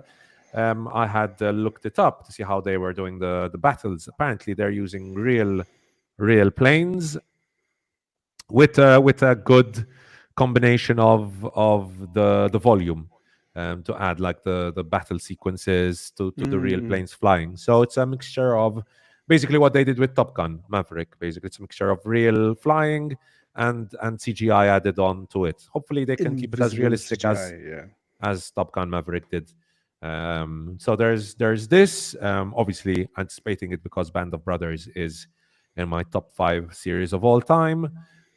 Probably if I rewatch it, I'll put it at number 2. Nothing can ever beat Dwyer. It's like just the way, the respect that Band of Brothers has for the history being portrayed is amazing. Like Ridley Scott really needs to learn from that. And I'm sure there's going to be that same respect here for what happened in the air, not just on the ground. So I'm very much looking forward to Masters of the Air. Comes out on January 26th on Apple TV. Apple TV, as always, with its bangers. Next up, coming out on Hulu for Malta, is Shogun. That will be obviously on Disney Plus. Ooh. This looks like an epic piece of there we go. An epic piece of television coming to our screens, based on the book of the same name by James Clavell. Obviously, it's set in feudal Japan. I love the setting. I love how much money has gone into the production design and into like all the big armies. If you look at the trailer, you've got massive battle sequences taking place. But it's not just battle sequences. It's also lots of like backstabbing and political machinations. It looks really good. Like everything about it looks great. Like visually stunning, in my opinion. Costumes. Same actress of the Monarch as well, apparently, of Monarch. Ooh, okay, all right. His daughter or whoever it is going to be. Okay. Yeah, it just looks great. It looks really, really good. So I'm very much looking forward to this. Oh my God, yes. Anna Saruai. Yes, Kate. Yeah. Kate, to check. Okay, interesting. I like Kate, to be fair. Kate was the only one from the younger generation that I liked. She had some good moments in Monarch. Yeah, so that's Shogun, which I'm very much looking forward to. Looks like a great series. Next up is a series based on one of my all-time favorite video game series called Fallout. Not sure if you guys know too much about Fallout. It's basically a post-apocalyptic video game series. There's like 5, I think, right now. Set in this case, it's going to be set in Los Angeles. But obviously, each Fallout game tackles a different region in a different state in the US. It's going to focus on the character portrayed by Ella Purnell. I'm not sure I've seen her before, Ella Purnell. I don't know if you guys seen her before. The main actress, Ella Purnell. No, it doesn't look familiar to me. No. And basically, we're going to see her obviously explore Los Angeles, this post-apocalyptic Los Angeles. Again, the production design looks great for a TV series. Obviously, you've got Jonathan Nolan behind this. World looks interesting. I mean, what they have to do is basically take the video game and portray it on a TV series. The video game does a very good job telling really fascinating stories and developing like the atmosphere and the tone.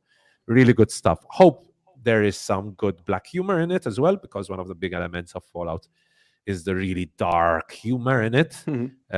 Hope they do that as well in the series, and it seems like they're going to do that, at least from what we could tell from the trailer. And this as well, the free 2-day shipping there, because this is Amazon, by the way.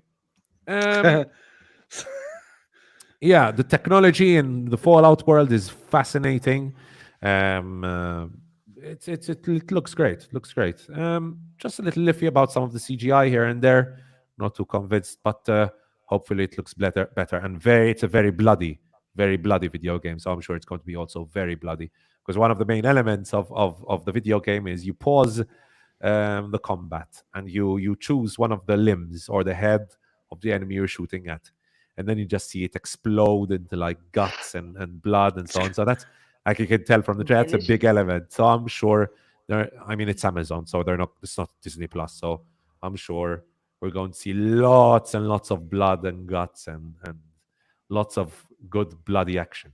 Hopefully the story as well is good. So yeah, is what Fallout will live or die on. So that's Fallout, releasing a day before my birthday on April 12th. Next up. That's a nice present. Yeah, I'm excited for that. Hope it doesn't ruin my birthday. Because most of what Amazon has released, I love some of the stuff Amazon has released, The Boys, Gen V, but then it also gave us Rings of Power. So yeah, there's that.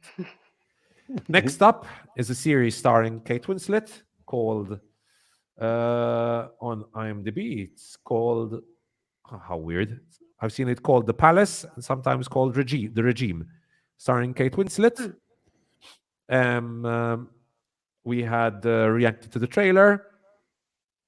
Basically, it's set in a fictional Central European autocracy where Kate Winslet is the chancellor in charge. I love political satire, and this looks right up my alley. Is this Iannucci? No.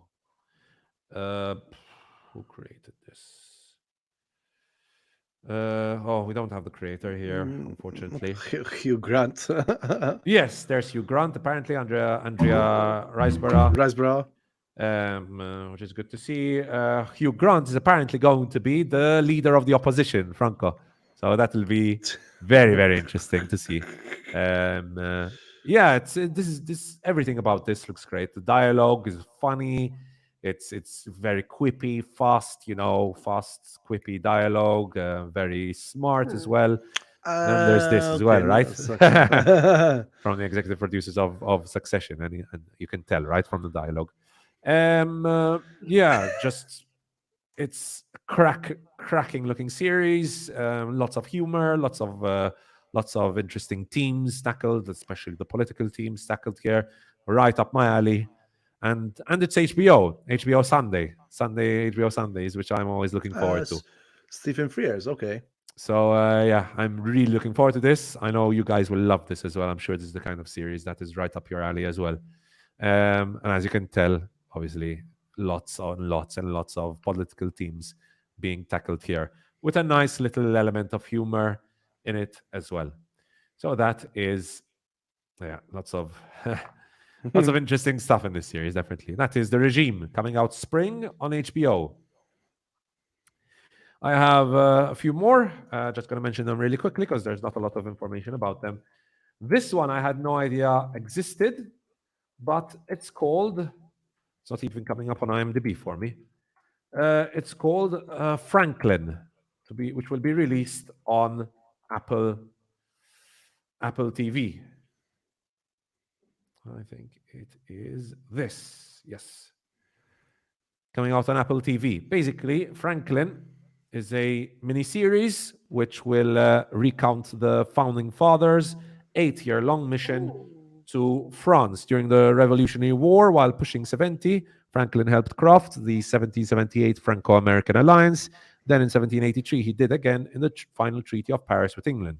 All the while, he was navigating, dodging, and outmaneuvering French informants, British spies, and his own colleagues. The setting is, again, right up my alley. Fascinating. We don't know much about the production itself, so not a lot of information there. But I mean, this looks right up my alley for a history buff like myself. This period is fascinating. Lots of, again, political machination, lots of backstabbing, but this time set in the 18th century. So this looks very interesting, but not a lot of information. Just the fact that it's coming out on Apple TV, and as generally, Apple TV is a sign of quality. So that's Franklin. And then the obvious ones. I think these are obvious for everyone. There is Penguin coming out this year, supposedly. This year, okay. obviously starring Colin Farrell. Not a lot of information here.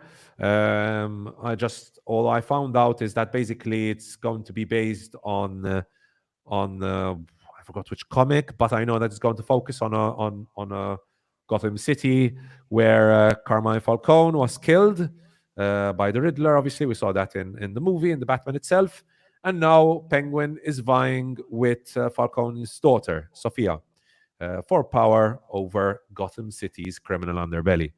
Obviously, Colin Farrell was one of the best elements of the Batman, which came out in 2022.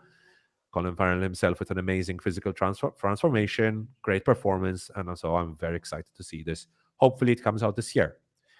There's this. There's obviously House of the Dragon season 2. I loved the first season of House of the Dragon. Everything about it was quality, and I'm very much looking forward to season 2, where, at least from what I've read so far from the book, there must be a lot of battles, a lot of people dying, and I mean, people who have just watched season 1 are going to be mind blown with the crazy stuff that's going to happen in season 2, if everything is portrayed as it is in the book, at least. There's House of Dragon. Also, supposedly, The Bear season 3 is coming out this year. The Bear season 3. Ooh. Damn. So Thought I forgot something. excited to watch The Bear season 3. I'm finishing season 2 right now with Tristan. It's taking us a long time, but trying to find time to watch something with Tristan is really hard. Obviously because of work. So The Bear season 3, excited for this as well. But then I have to binge this. I have to binge season 2, Stras. Because the first one was so good. Then the second one was intriguing me and stopped it. And to watch Voyage of the Demeter. One of the regrets of my life. Although I find like this is a difficult series to binge because of the level so of heavy. tension in each Yeah. episode. Yeah. It's like, I mean, I would need to stop after an episode because I'd just be like, Yeah, I'm break. exhausted. So exactly, Andrea just did it because I was gonna say breakneck speed. I The can't episode's nod, sorry. gone. So every time I nod, I feel pain on my neck. but I was gonna say it goes in breakneck speed, and Andrea just went. Mela, guys, for the movies, shall we go one by one? I put them in order to how like excited I am for them. Don't know about you guys, but I think we can go in order. I think rather than by one, we could mention because like quick fire because I have سوا. All right, Mela. mine are very like all over the place and hodgepodge. Mela, Same. do you want to start, Franco or Francesca? Who wants to start? Go ahead, for sure, Dune Part 2. 100%.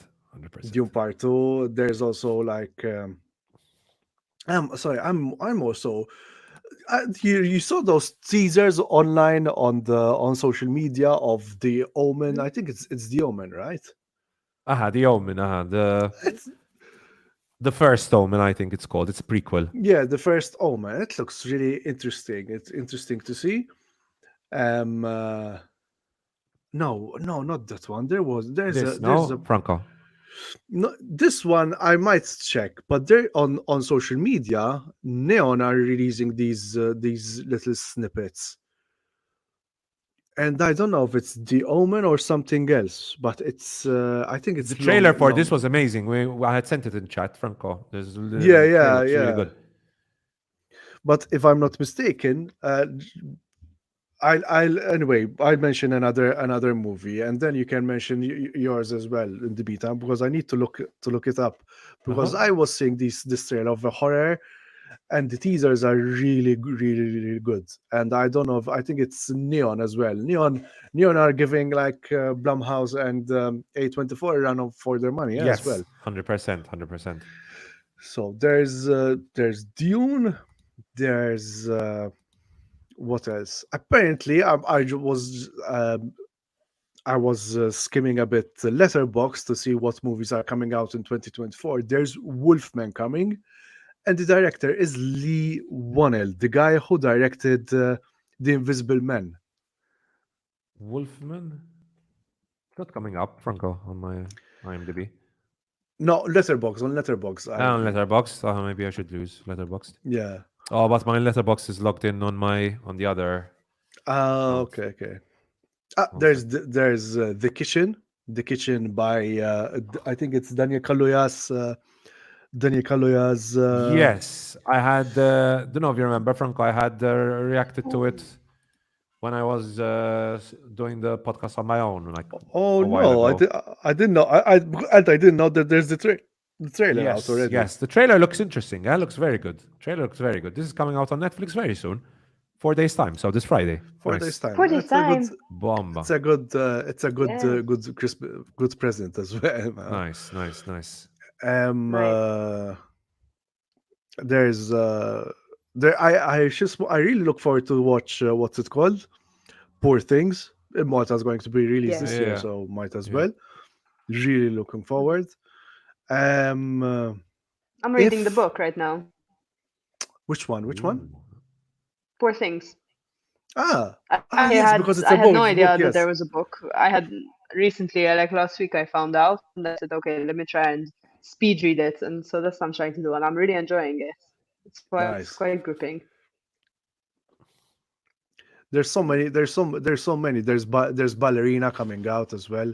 Ballerina, The John Wick spin-off. with Anna de Armas. Speaking directing. of which, Lemon I don't know.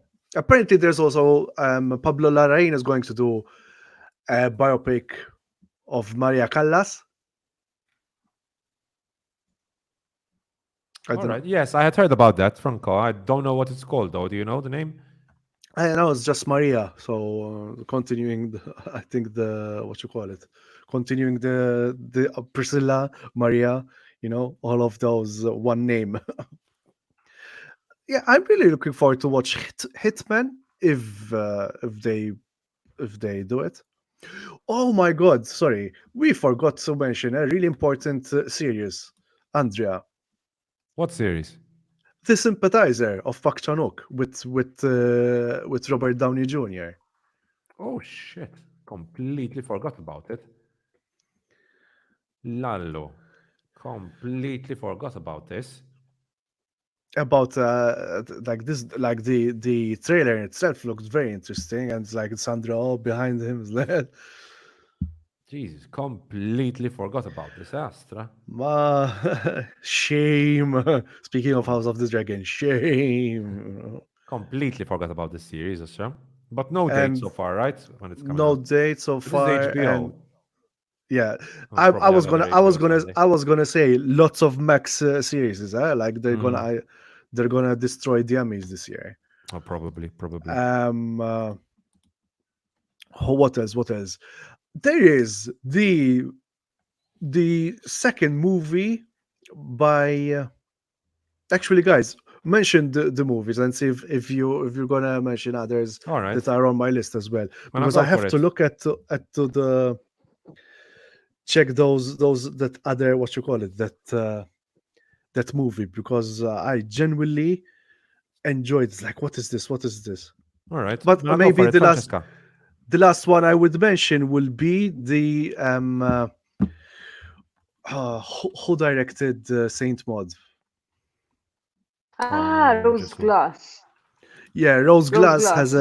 has I've another heard about that one. I forgot to put that on my list. Definitely going on my list. with Oh, the trailer Love came Lies out. Bleeding. Love's Light Bleeding. Love Lives Bleeding, and it looks. Yes. I'm in. And even Agreed. I'm so. Even the bodybuilder, she looks really stunning, man. Yes. I'm very Revenge excited gets for this. ripped. Oh my god, that's so. This is Neon. No, this is A24. This is A24. Love Lies Bleeding. Very This is excited. A24. Because I went through all the movies coming out from A24 in 2024. Francesca, go for it. The Saint Maud was her debut film, right? Saint Maud was her debut film, yeah. Yep. Okay. So my list. Okay, so there's the second film of Celine Song, who did Past Lives this year, which was one of my favorite Okay. films, or last year rather, which was definitely one of my favorite films of the year, possibly one of my favorite films of all time. Well, I don't know. It would make my top 20 Ostra. for sure. Maybe top Lallo. 10. I loved it. I loved Past Lives. Um, so Smite she's Andrea. going to be releasing. No, but I get, like, for example, Bruce spoke to me about it. I don't know if he's still listening, and he was like, "Yeah, no, it wasn't for me." Um, I think it's a very simple and possibly a little bit slow film.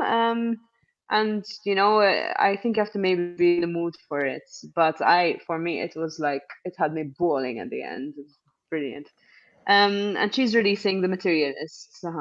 And I mean, it's not just that it's Celine's song, but the people taking part, they're not written there, but it's Jodie Comer and Jeremy Allen White.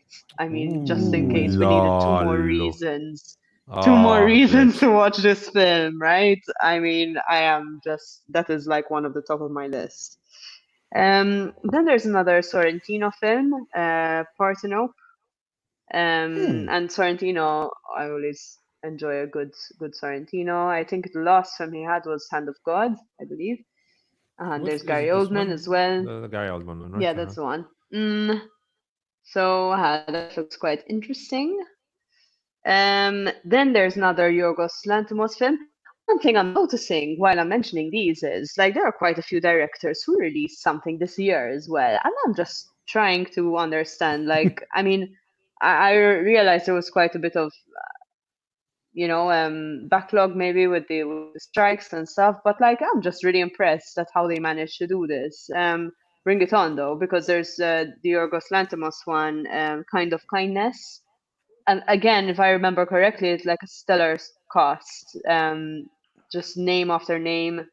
Um, the Kind of Kindness it's called. Kinds of kindness, all right. Kinds of Kindness. Sorry, that's one. Yeah, Emma Stone, Jesse Plemons, Hunter Schafer.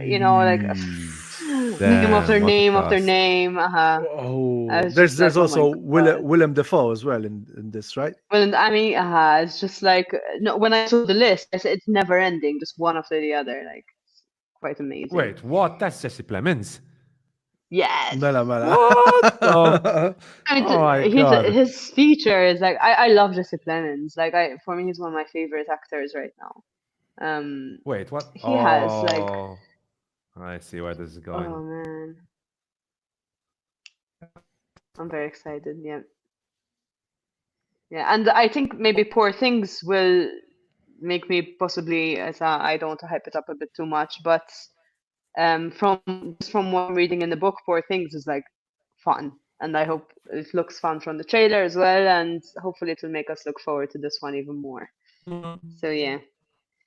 And what else? I have a whole list here, so feel free to stop me whenever. But there's another Alex Garland film, which Civil is called War. Civil Civil War. War, Civil War. Yeah. That's on my list. Yeah, that's one of the Yeah.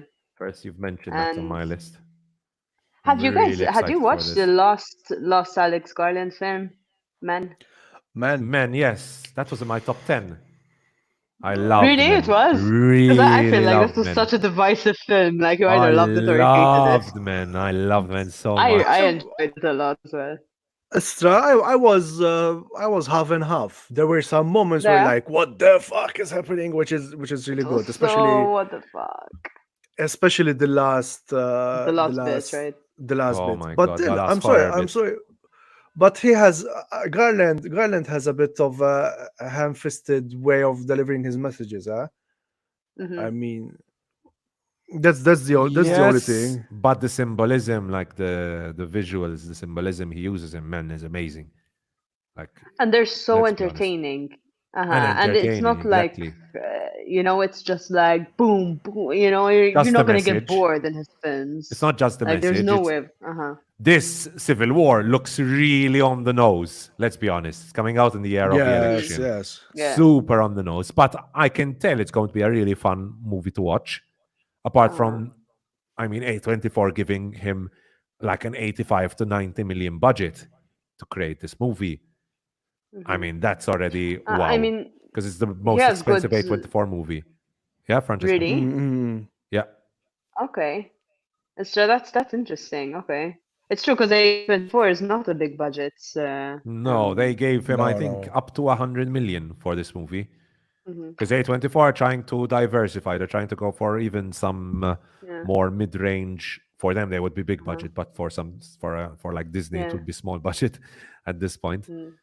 But yeah, it's 100 Nice. million for Alex Garland to create like a movie that's definitely going to be divisive. Because the issue with Civil War is who comes out looking like the hero, Mm-hmm. and I'm the other hoping no side one, are right? going to hate I'm it.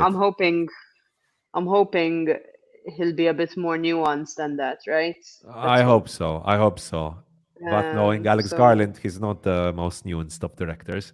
no, it's true. You're right. He's not. I wonder. And I It's love true. Alex Garland, It could be interesting. I love No, Alex Garland. I get what you mean.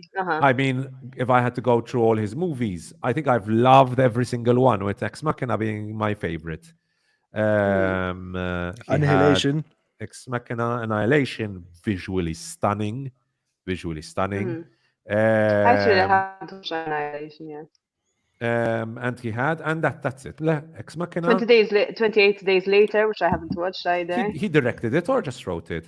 Wrote it. He wrote it, but he I didn't believe. direct it. No, that's Danny No, Boyle. Danny No, it Boyle. was Danny No, Boyle. because Combinazioni, did you hear about the news that Danny Boyle and Alex Garland are joining together again to create a 28 new years later. 28? Ooh. No, not to Yes, 28 yes. years, just another 28 days later. Yeah, 28 years later. That's what it's It's going called to be called. 28 years Ah, later. okay. All right. Could it be that it's coming out 28? No, it's not coming out 28 No, years that's 2002. after. 2028. That's when it's going out. No, not that old. Madonna. No, and Soma, for it to be 28 years later, it would have to be 2030. No? Anyway, whatever. It's not though. So I also have probably another one that's on both of your lists, Dr. Frankenstein of Guillermo del Toro. Ah, okay. So definitely that's another one. And again, I think quite a cast as usual, right? By the way, I found the movie that I was looking for, and it's called Long Legs. Long legs. No, just one word. Oh, okay. Nicolas Cage, he's a And Micah Monroe. And you have to have a look at the teasers, because those are also really good teasers as well. Okay. Nothing on IMDb here. Rated R. Looks like a rated R movie from the description. All right. This comes out this year. Nicolas Cage. It should be coming out this year as well. Lalo, the poster. Wow. How ominous. That looks cool. No, Nice. even the trailers look it looks promising. Okay. Nice. Francesca, any other stuff? Or want me to get on my list? I'm just gonna shoot out a few fast ones. So Ari Aster again, another film. Eddington. Yep. Bong Joon-ho has Mickey 17. But according to Andrea, it's delayed. It's delayed. The movie coming out this year. Also delayed. sad. Yep. Oh. But I was guessing it was going to be delayed because no trailers, and it was meant to come out in March, which seemed, improbable. As soon as I saw that poster, I lost my shit. I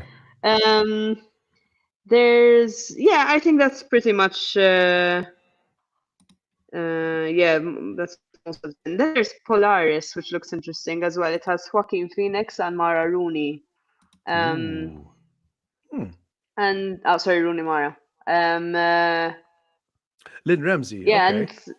and that's again. There isn't much out yet about it, but yeah, it looked intriguing, and I don't think I've ever seen them on screen. No, aside from her. In her, actually, they play divorced or separated couple, but I always like to see them on Lala, they screen. were I always like together, to see married. Melania. Yes, yes, they're married. I always like seeing couples that are together in their life on screen together. Like even in The Quiet Place, Emily Blunt and John Or Krasinski. Mm. Um, I need yeah. to watch the second Quiet Places. So I haven't watched the second one. Hmm. We only watched the I think I first one. might have preferred the first one a little bit more, but it's There's a still new entertaining to one, watch. by the way, coming out, talking about Yeah, anticipated Really? movies. Uh huh. Okay. day Quiet one. Place, and Okay. that's in my honorable mentions. Well, let me use that as a segue. Nice. Okay, go for it. So my honorable mentions for anticipated movies, there is A Quiet Place Day One, which Hmm. I've only watched the first one. I'll have to watch the second one very soon because it's coming out, I believe, in March. Not sure, but no, sorry, June 28th. Looks interesting. Very good cast though. Joe Nunsu, Ooh, Alex Joseph Quinn, Wolf. Alex Wolf, really good cast. Lupita Nyong'o, Oh, very nice, nice, good nice. cast. So this looks great. And the Quiet Place movies so far have been excellent. Hmm. But no Krasinski directing this time. There's Borderlands, which is Eli Roth, which looks bonkers, and the Borderlands movie needs to be bonkers. So Eli Roth directing a bonkers movie is perfect. And there's oh my god, there's Kate Blanchett in it as well, which Ooh. really caught my interest. Jack Black as Claptrap. Jack That's going to Black. be so funny. That's going to be really funny. I love the Borderlands games. By the way, they're really bonkers, crazy video games. And hopefully Eli Roth is the right choice for this, which I think he is. In my honorable mentions, I also have Drive Away Dolls, which is the Ethan Cohen movie coming out this year, Mm. supposedly. Mm. Not much information about it, but the cast again looks great. Jamie regrets her breakup with her girlfriend, while Marion needs to relax in search of a fresh start. They embark on an unexpected road trip, but things quickly go awry when they cross paths with a group of inept criminals. There's a trailer as well. I didn't know there was a trailer, so I'll check it out Yes, later on. yes, yes. I mean, I just listed it because it's Ethan Cohen, to be honest. That's it. And Sad Margaret to see. Qualley is, Yeah, yeah. she's great. Sad to see the Hmm. Cohens separate, but Hmm. be interesting to see them working on their own as well. Gladiator 2, which don't know if that's actually coming out this year. Uh-huh. I mean, I feel like I've been. Oh I my mean, god, that edit. it is Ridley Scott, and obviously the recent Ridley Scott obviously still has me frustrated till today. But I mean, can he really ruin it with disgust? I don't get how he can ruin a movie with disgust. So I don't know. Hopefully, it's good, but I don't know. Oh my god, this looks awful. And Oh my god. don't know if it's coming out this year, but Oh yes. Megalopolis is coming. Should come out this year. March. The- They Ooh, say yes. it's slated in March. It's the spring. Yeah, but obviously funded by Francis Ford Coppola, who had to sell his villa and his pool to fund Megalopolis over What, a really? yeah Yep. over 100 million budget, all self-funded because he couldn't find a production company to fund his movie. But I mean, the cast 100 million. is again amazing, absolutely amazing. Every name is a massive star. So like, don't know much about it. I don't know anything about it. Apparently, the filming itself was bonkers crazy. But I mean, it's a Francis Ford Coppola movie. I think it would be weird if the production of the movie wasn't bonkers crazy. So those are my honorable mentions. Then really quickly go through all the movies I'm excited for. There's Deadpool 3 coming out this year. For obvious reasons. I love Deadpool. It's the one saving grace of the MCU right now. Hopefully, the dynamic between Ryan Reynolds and Hugh Jackman will work out. I'm sure it will. Looks like it will at least. Inside Out 2. I love the first Inside Out. Ooh, So finding out same. that they're going to make another Inside Out movie is great. Makes sense as well because now the girl turns into a teenager. So there's new emotions to bring in as well, like anxiety and so on. So yeah, I mean, Pixar going back to what they're best at, is creating new fun and emotional movies. 8 is Challengers, which I feel like I'm Yeah. cheating a little bit because that was supposed to come out last year. But I mean, I'm crazy about Zendaya. She's a great This actress. Guadagnino, Mhm. right? Yeah, Guadagnino, who has great Yeah. movies. Josh O'Connor as well, who was in The Crown, great in The Crown. Mhm. Yeah, looks great. I mean, the trailer was fantastic. Really excited for this. Like you, Francesca, I'm excited for Civil War as well because I'm a big fanboy of Alex Garland, and the cast looks amazing as well in Civil War. Number 6 is Joker, Folie à Deux. It's a weird Yeah, I one forgot to because don't mention know that. how this is going to work out as with its musical elements. But I mean, I'm not afraid to say that I'm a big fan of the first Joker. I know a lot of people have kind of like discarded the movie, calling it like going a bit like being a bit snobbish with it. Maybe because Todd Phillips created the oh my god, the The Hangover movies. Don't know if that's Mm. part of it, but I feel like people are lying, saying that they really didn't like the Joker movie. I think people loved it, and then it became popular to hate on it. I really I enjoyed loved it. Joker, and I'm love it till today. Lots of the this soundtrack this was great. this Franco, is this is one of those movies where where I've said it was so hyped that I'm like, okay, let me leave it there, and then I know I want to watch it, but let me leave it. I can see it like at the side of my eye, but I will watch it eventually. well worth watching it, Franco. Really well worth watching Mhm. it. Trust me, it's a Yeah. very good movie.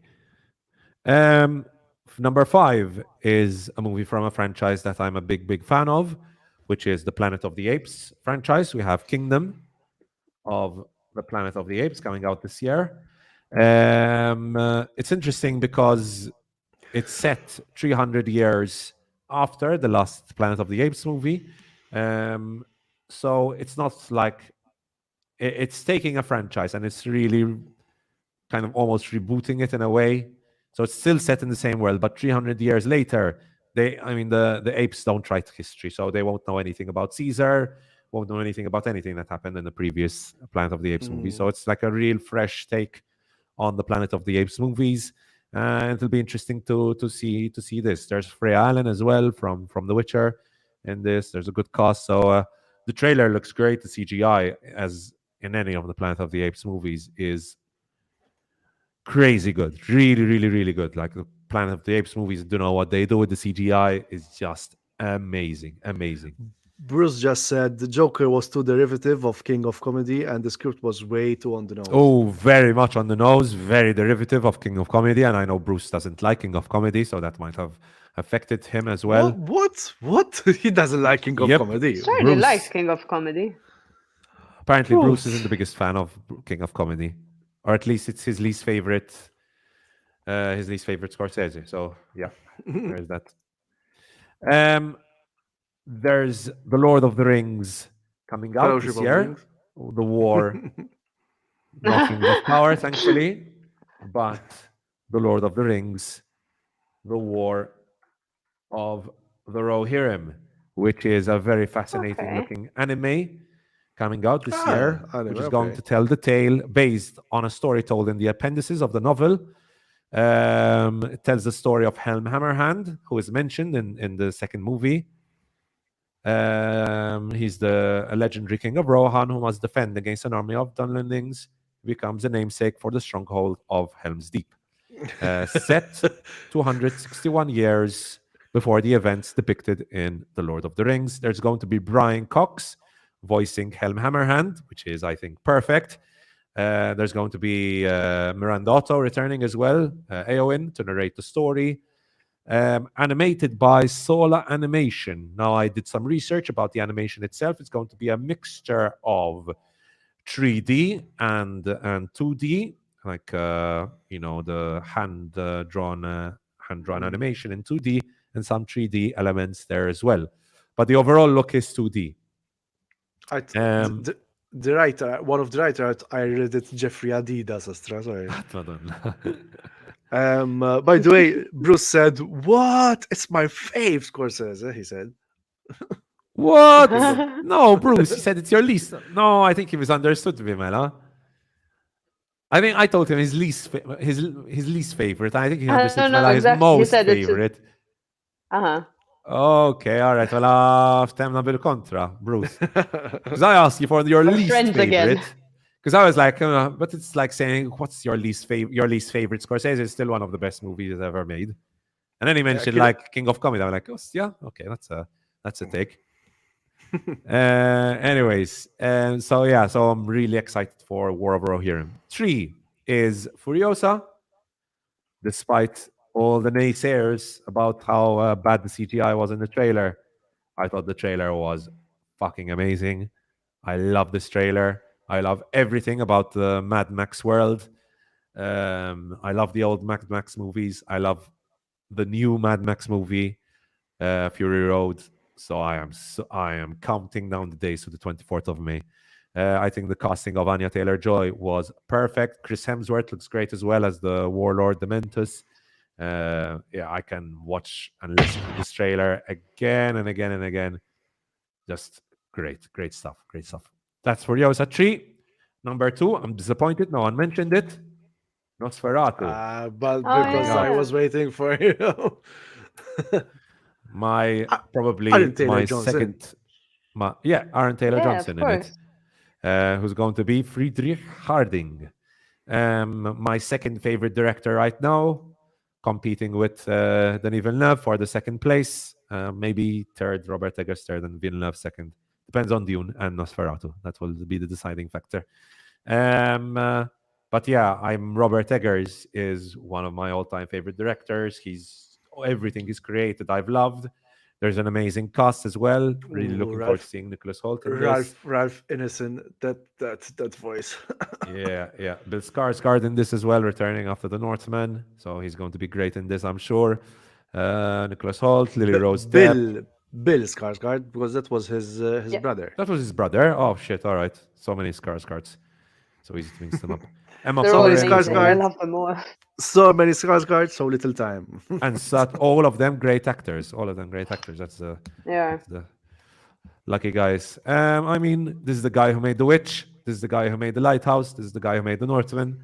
Some of my favorite movies.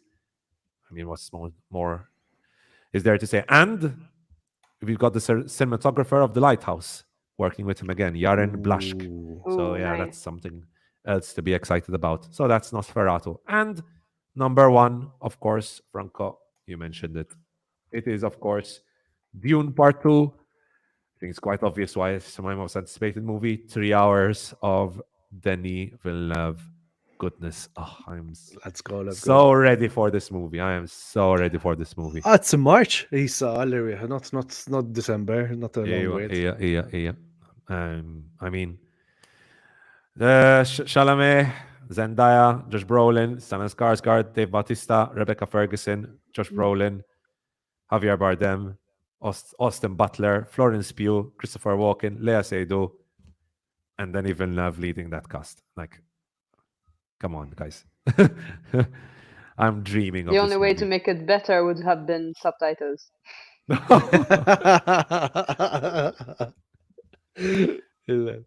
Please. so excited. I'm so Denis excited. Villeneuve, please give us subtitles. No, because I'll be looking at the subtitles, not at the amazing visuals. But I need to understand the story.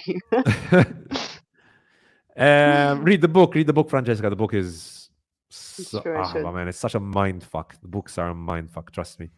I've read half the book, the first book, because I don't want to ruin the movie. Then after the movie, I'll finish off the book. But the book is such a mind fuck.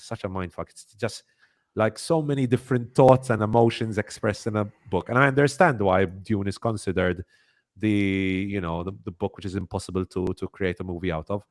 And I understand completely why Lynch failed so miserably in creating his own Dune. But yeah, I'm so excited for this. I cannot wait. Guys, don't know if you want to add any other movies, Franco. That's it, I guess. I mean, not Nosferatu you mentioned. Love Lies Bleeding we mentioned. There's some. There, I wanted also to put to point out that apparently even David Lowery, and speaking also about Anne Hathaway, she's going to be in a David Lowery movie called Mother Mary, an epic pop melodrama following a fictional musician and her relationship with an iconic fashion designer. There's also going to be Michaela Coel and Hunter Schafer in the cast. So a new David Lowery also to look forward to. Nice. Nice. I'm a nice, big nice. fan of Michaela Coel. She did I May Destroy You, Shek. Yes. No, I May I Destroy. may dis- not I may. I mean, yes, I may destroy you. Yes, the And series. that's the one. And funny you didn't mention Maxine as well. That's coming out Yes, I this did year. think of Maxine. I forgot. Yeah, Maxine is coming out this year. apparently. What? I had no idea it was coming out this year. Obviously, it would have been on my list because I had no idea this was coming out this Yeah, I year. thought it was coming out this year. No, Yeah, it is coming out this year. Michelle sorry, Monaghan, I Istia, meant 2023. No, I thought it was coming out in 2023. Oh, there's Kevin Elizabeth Debicki. Bacon, Istra, Kevin Bacon. stacked cast. Yes, yeah. Right, Lily Collins, Giancarlo Esposito. Nice. Interesting.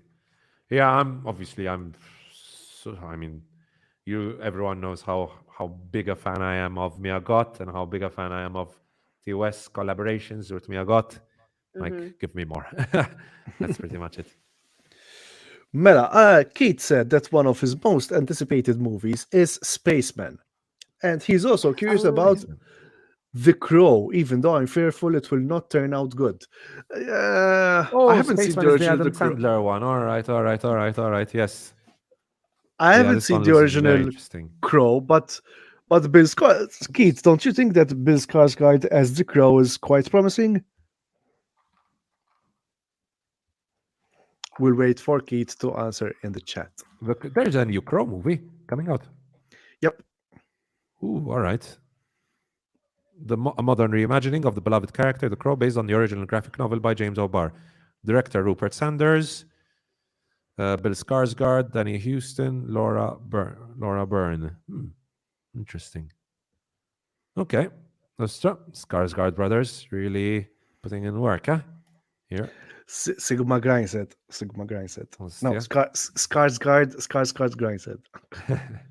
But this Spaceman looks really interesting. I watched it. I watched the teaser. Netflix released like a quick teaser of it. I mean, really not much to say about it. But even just looking at the cast, the whole concept. Jakub Prochaska, orphaned as a boy and raised in the Czech countryside by his grandparents, overcomes his odds to become the country's first astronaut. And Kerry Mulligan in it as well. Paul Dano as well. So it's a very good cast. Looks very interesting. Johan Renck. Who's this? I don't know who Johan Renck is. He directed Chernobyl, Breaking Bad, Ostia. Lots of work with HBO wow. Walking Dead. All right. So he's worked on a lot of series, apparently. Bulgaria, Chanel. So he's worked on a lot of series, a lot of prestige Keith series. said the problem is the director Rupert Sanders of The Crow. Rupert All right. Sanders. Okay. I have no idea who. Let's see. Rupert Sanders. Who directed? Oh boy. I see Snow White and the Huntsman. And Ghost in the Shell. Ghost in the Shell I haven't watched. So I can't comment about that. But he got Foundation they say is good though. Foundation they say is good though on Apple There's TV. just one episode though. But Ghost in the Shell I haven't watched. I watched the shitty Snow White movie. Oh, this was awful. That was really bad. That was really bad. So I understand why Keith telling us that that's the problem with the movie. This was awful. And Andrea, you're not watching Rebel Moon Part 2? No. Oh God. Oh my God. I mean, I'm gonna watch it because I take it for the team, but completionist. Not anticipating that at all. Actually, quite dreading that experience. I was really excited for the first Rebel Moon. Don't get me wrong.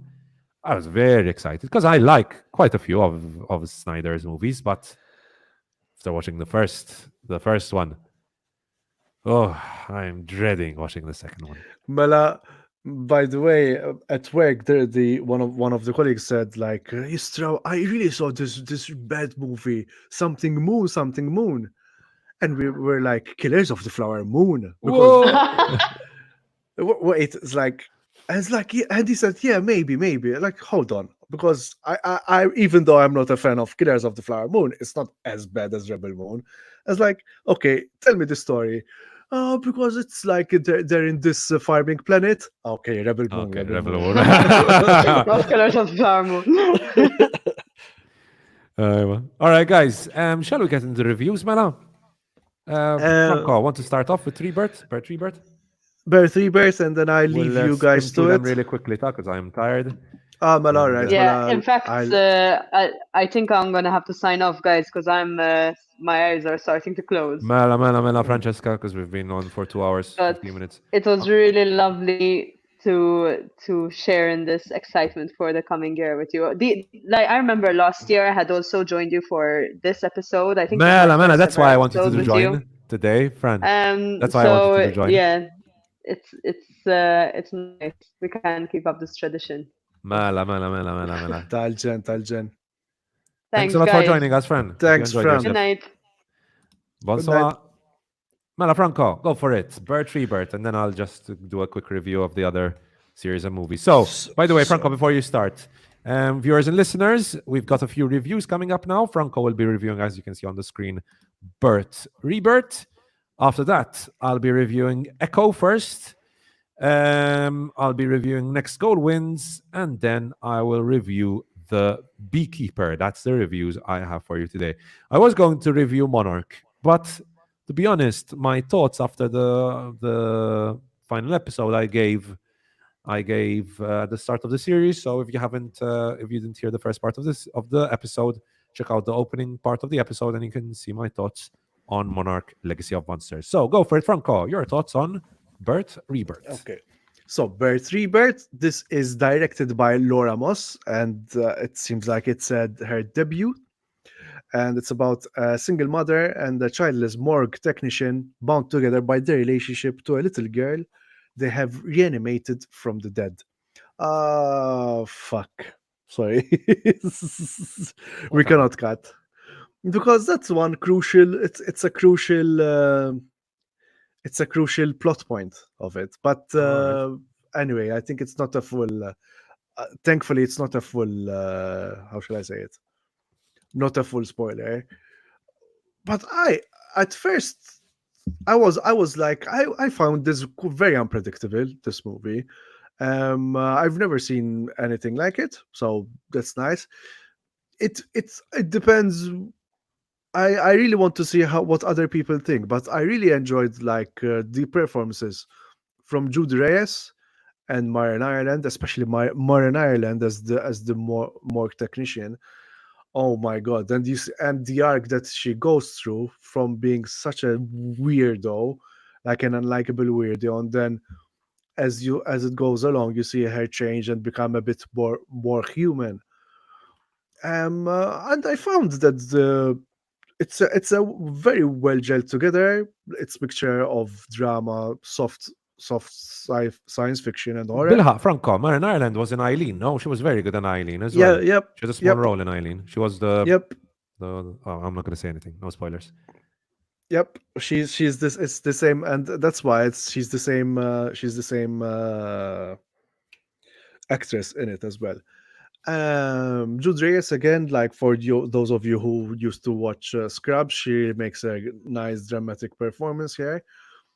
Like in the review that I wrote here on Letterboxd, like I felt tense throughout. But I again, this is another one of those movies where it felt that it needed to wrap up a bit faster. Still, I didn't feel that it overstayed its welcome whatsoever. Okay. All right. Again, it's like just seeing the characters interact with each other. But I want to see what you guys think. I gave it a 4 out of 5. Ustra Lallo. So All right. because again, it's so I think on the basis of how original it is, Istra, how Okay. original and how it tackles certain issues because it's not just soft sci-fi and horror. There's also the element of what makes us human as well. Anyway, don't Okay. watch. I'm gonna suggest don't watch the trailer. Oh, okay. Genuinely, don't watch the trailer. Because I'm just flicking through it just so our viewers and listeners can, viewers, not listeners, can Mm. have an idea what the movie is about. I'm gonna stop it just Yeah, for a even second. viewers and listeners don't watch the trailer. Just go in it.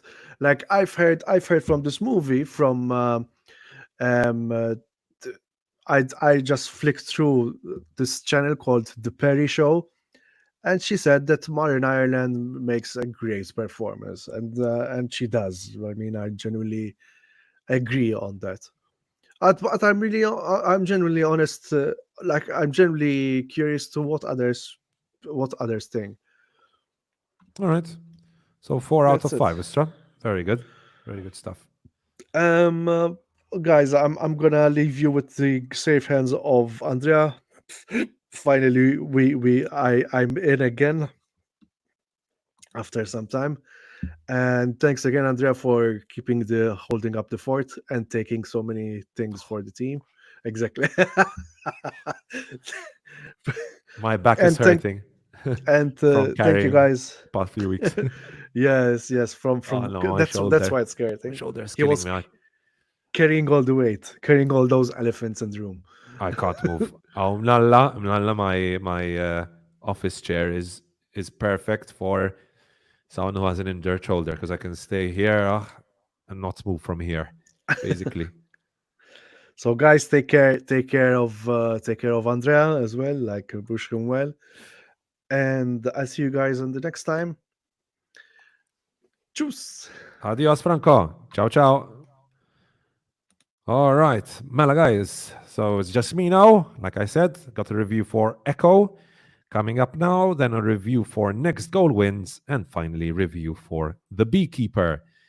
Leaving the best for last. Let's start off with the series itself, Echo. So, for fans of Marvel, I'm sure you were, I wouldn't say too looking forward to it. I don't know if anyone was actually really excited and looking forward to Echo, but I was relatively looking forward to Echo. Reasons being, I'm a big fan of the Netflix Marvel series, like Daredevil, Jessica Jones, and the likes. And this series seemed to be taking a leaf out of the book of those series, more gritty. Anyways, but it's safe to say that Echo definitely is not a return to form for Marvel, unfortunately. Why? Because of many reasons. Let's get into it. Keep in mind that Marvel is coming off its lowest grossing film ever with the Marvel. So Marvel really needed a win here. Marvel really needed a win. Anyways, so Echo is the latest Marvel production. This time it's a bit different. Why? Because it's the first series to be released under the Marvel spotlight. Now, these are the words of head of streaming at Marvel, Brad Winderbaum, who said that Marvel Spotlight gives us a platform to bring more grounded, character driven stories to the screen, and in the case of Echo, focusing on street level stakes over larger MCU continuity. So that's basically the reason why I was very much looking forward to this series. Um, so, in a way, I'm happy that Marvel are trying to diversify their content to certain elements. But at the end of the day, this kind of diversification still depends on the series being good. And unfortunately, Echo, in my honest opinion, is not a very good series. So, Echo, set 5 months after the events of Hawkeye, and in it we see our protagonist, who you can see on screen, Maya Lopez, on the run from Wilson Fisk's organization, and this leads her to her hometown, Oklahoma, and there she reintegrates with her family, as well as her past Native American roots, since she is a member of the Choctaw Nation. Maya herself is, I'm going to be honest, quite a fascinating character. She is a deaf amputee, and obviously this feature, this character element, leads to some interesting decisions by the creators of the show. One, for example, one element that I really liked about the series is when we switch to the point of view of Maya. When the director switches to the point of view of Maya, you will notice that the ambient noise suddenly changes, and and the show does a very good job in trying to make you understand what it's like, what it feels like, and what it sounds like for someone who is deaf, generally in some action sequences, in some fight sequence. And the sound design in the series is really, really well done. So that's a big plus for the series. The sound design, the whole sound design in the series. Other strong elements for the series, I'd say Alakwa Cox herself is very good casting. I think she's a great casting here. She gives a great performance. I know this is her debut on the screen, so she really gives us a powerhouse performance here. I mean, her acting is on point. She has a strong screen presence, very magnetic. So she's a great casting. Also, surprisingly, very good physicality for the fight sequences she's involved in. She also has some strong emotional moments as well. She has one moment with her grandmother, Chula, who is, see if I can find her here. Yeah, that's her grandma, Chula, who is a Tantu Cardinal, who we've seen in, I believe, Killers. Yeah, Killers of the Flower Moon. She was in that. So there are some strong moments there between Chula and Maya Lopez, which are strong, especially due to the very good performances by both of them. She also has some very strong moments with Wilson Fisk, who obviously is Vincent D'Onofrio, who once more gives a very solid performance as Wilson Fisk. Yeah, and overall, most performances here are solid. I mean, everyone you see here, Henry Black Crow Lopez, Charles Spencer is very good. Graham Greene was very good as Scully. So overall, performances here are very good. The big issue is the fact that this is a very short series. The big issue is a very short series. It's 5 episodes. Each episode is between 40 to 30, 40, 50 minutes long. And that is an issue, right? That's a big issue. Because the editing, the CGI, the screenplay, the storytelling are all hindered by this short runtime. I counted it all up, and it basically comes up to Killers of the Flower Moon length, which you would think, 3 hours, 30 minutes should be enough to tell a story, right? And you would expect them to be able to tell a story in 3 hours and 30 minutes. But it's a series, and it's organized as a series. So you've got extra elements added in there, which do kind of take up a lot of time, especially when the series goes into the past and goes into past important figures of the Choctaw tribes, and that doesn't help, right? With the pacing of the story, I wish the series dedicated more time to the story of Maya Lopez, to her history, to her past with her sister, to her past with Wilson Fisk. That is really lacking. And that then hinders the emotional resonance and the emotional moments we have later on in the series, because we just do not have enough time between Maya and Kingpin and Maya and the rest of her family for us to have really strong emotional attachment with the characters and with what is going on screen. So there's that. And obviously then that leads to weak kind of like weak emotional resonance, as I've said, later on in the series when you have the action going on. Like, I didn't care if anyone died, because I don't care about anyone on screen. Now, another big issue here, like I said, is the pacing. The pacing here is pedantic. We spend way too much time looking at past events. And, as relevant as they are to the overall themes of the series, all I wanted was more time with our protagonist. Is it too much to ask? I don't think so. Now, obviously, the big elephant in the room here is the rating itself, the MA rating. Does Echo really go for it? Not really. Yes, there are some small moments here and there where there's some good bloody violence, but overall, I think looking at the themes the series tackles, looking at the mature topics, it just isn't as mature as it thinks it is. I described it in my written review as the Shine version of the Daredevil or the Punisher. And it really does feel like that, because not only is it lacking in the, in just the whole bloody element of it and the maturity of the teams, but also the combat itself feels really floaty and lacks weight at times. It's surprisingly weak action, with abysmal camera work, in my opinion, and some really bad editing here, some really awful editing, ruins both Alakwa Cox's and the great stunt performers' work here. The violence is mostly tame, except for some small moments here and there, which are decent enough. Ultimately, the big issue with Echo is it didn't have me invested.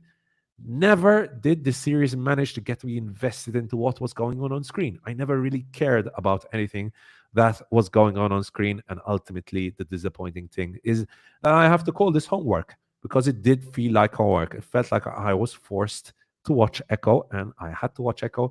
I didn't have a good time watching Echo. And ultimately, that's why my rating for Echo is a 2.5 out of 5. And I probably deserves less, but there are some strong elements here, like the performances, and maybe, yes, one or two of the action sequences are decent enough. So I'll give it a pass. But honestly, I think it probably deserves even less. So a 2.5 from me, however, for Echo. Would I recommend it? No, unless you're a completionist, a Marvel completionist. I think avoid Echo and just watch better action thrillers than Echo. So that is my review for Echo. Viewers and listeners in the chat, let me know if you agree with my thoughts, especially if you have already watched it. Keith says it could have been easily made into a TV movie. And I agree completely, Keith. The editing would have been much helped with it being a movie. The editing, and the pacing itself would have improved a lot if it was a TV movie rather than a series. So those are my thoughts on Echo. Let me know if you agree, guys, in the comment section below, and leave a like if you're enjoying the content so far. I have 2 more reviews for you. Now we have a review for Next Goal Wins, directed by Taika Waititi, who obviously is a very, very divisive figure. Coming off the very disappointing Thor, Love and Thunder. Now, going into Next Goal Wins, I kind of had an idea of what to expect. I'd seen some first reactions coming up from some critics who were quite critical of it, but I went in with trying to be as unbiased as possible. Obviously, viewers will know how much I hated Thor: Love and Thunder. But yeah, Next Goal Wins feels like an attempt from Waititi to go back to his comfort zone. But unfortunately, I think Next Goal Wins is, in my opinion, a bit of a miss. Not a complete flop like Echo. I still think there's some decent stuff here with Next Goal Wins, some good direction. But overall, I came out of it feeling a little disappointed. A little disappointed. It's not as good as I expected it to be. Anyways, let's get into the Next Goal Wins. This is based on the 2014 documentary of the same name, which I hear is apparently very, very good. And it tells the tale of Dutch-American coach Thomas Rongen and his time coaching what is considered one of the worst-ranked international football teams in the world, American Samoa, is the way they pronounce it. Now, obviously, this sounds like the perfect setup for an uplifting underdog story that would then lead to a satisfying and very emotional conclusion. But unfortunately, the big issue here from ITT is that the movie failed to really bring out any strong emotions from me, and just ends up feeling a little formulaic and by the books, when it comes to, those emotional sports movies. Now, my biggest issue with the movie itself is the screenplay. I think this is a very messy movie. The movie takes way too long to get going. I thought the opening 30, 40 minutes of this movie were very boring, very pedantic, very by the books. And the movie just failed to get me invested into the characters on screen, whether it was Fassbender's character, the coach himself, Thomas Strongen, whether it was any members of the team, to be honest, except for the president himself, Tavita, Oscar Keitel giving a great performance. And this is because I feel like the characters on screen are severely underwritten, and they really fall into stereotypical characters. I made a checklist of all the stereotypical characters we see portrayed in this movie.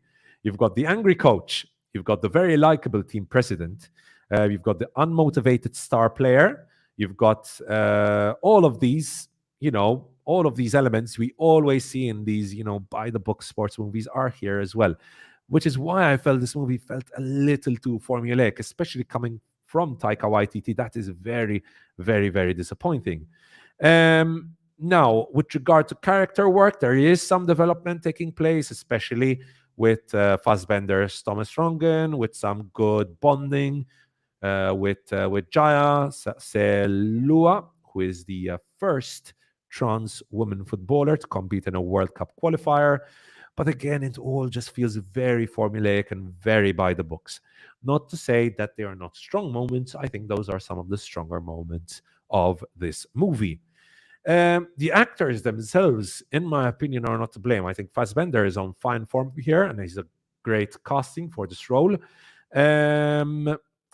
Unfortunately, I felt like his development from like angry, sour coach to like super motivated, super in love with his team coach, it takes place a bit too fast, and I just wasn't convinced that that really angry, sour guy suddenly has fallen head over heels in love with his team and completely motivated. Just didn't work for me. I thought it was a bit too, one scene he's sour and angry, next scene after a speech he's in love with his team. Just felt a little too fast for me. I did love, like I said, Tavita, who is the team president. He is my favorite character in this movie. Some great moments, some great lines as well. Very good humor, very strong emotional moments from him. Some much needed heart in his performance. In conclusion, I think Next Goal Wins is a fine movie. Don't get me wrong. I don't think this is a bad movie. I think it's a well-directed movie. Unfortunately, considering it's a Taika Waititi production, I expected some kind of emotional, gut-wrenching moments here. I expected some true drama here. And there are attempts, but in my opinion, those attempts fail to bring out true emotion. Again, like I said, well-directed, some enjoyment to be had, but it just feels very uninspired. And if you are asking for a suggestion for this movie, I'd just say probably check out the documentary or check out better productions by Waititi, like Hunt for the Wilder People or Jojo Rabbit, which I think are far, far, far superior movies to Next Goal Wins. My rating for Next Goal Wins is probably going to be between a 2.5 and a 3. I'd say a 3 because this is a well-directed movie. This is a fine movie, and I enjoyed watching it. It just didn't resonate with me as much as I was hoping it would. So a 3 out of 5 for Next Goal Wins. In conclusion, I'll be giving you my review for The Beekeeper, and I did kind of spoil a little bit my thoughts on The Beekeeper because I'm going to be honest with you guys, I really, really, really enjoyed The Beekeeper. Because to be honest with you, watching Jason Statham beat up scammers is such a cathartic experience. Trust me, guys, go and watch this movie. Now, what is The Beekeeper? Directed by the admittedly quite inconsistent but definitely talented David Ayer. He's had some great movies like Fury and End of Watch, which I both love. But he's also directed some true stinkers. He's got Suicide Squad. David Ayer has Had some other big stinkers like what else? The tax collector was awful, awful. Bright was awful. So he's had some true stinkers, but he's also had some solid movies as well. Bruce, Next Goal Wins was damn charming for me. Great to see Waititi back to working on a smaller, grounded scale, and Waititi's quirky shtick is grounded by Fassbender's performance, which was fantastic. I agree. Fassbender's performance was very good. I don't know about the writing though, Bruce. The writing just felt a little off for me. Something else I didn't mention about it. I didn't laugh at all. I chuckled a couple of times, but it's a Waititi movie. So I expect the humor to be much better than that. Although to be fair, Waititi's humor doesn't really work on me. Even in my favorite Waititi movies, I don't really laugh. It's more the emotional moments that get me, like Jojo Rabbit, for example. To be fair, which was more dramatic, and Hunt for the Wilder People as well. It's more the emotional moments that got me. But yes, his humor didn't work for me here. So back to The Beekeeper. So directed by David Ayer. The Beekeeper follows the story of Adam Clay, who lives with Eloise Parker, who is a school teacher who falls for the scam. Events transpire, and eventually Adam Clay decides to go on this, trust me, truly impressive journey of revenge and destruction. Now, in your head, I can already see viewers and listeners who haven't watched this movie, plotting out how the story will develop. Trust me, there is no way you can ever guess how insane this movie storyline goes. Trust me, I feel like I agree with Bruce. This screenplay should get an Oscar nomination for all the B puns, for all the B metaphors, for how crazy and insane this screenplay is. At the same time, this is also one of the worst screenplays I've ever seen portrayed on screen, because the dialogue, trust me, the script for this movie is a complete and utter trash. There were moments in this movie where I like turned towards Bruce and I'm like, I gave him this look of like, are we supposed to be laughing here?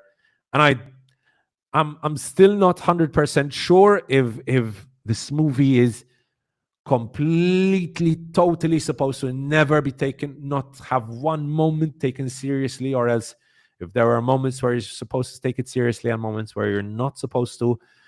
But I was constantly laughing. Now, again, I'm not sure if I was laughing with the movie or laughing at the movie, but I was laughing nonetheless.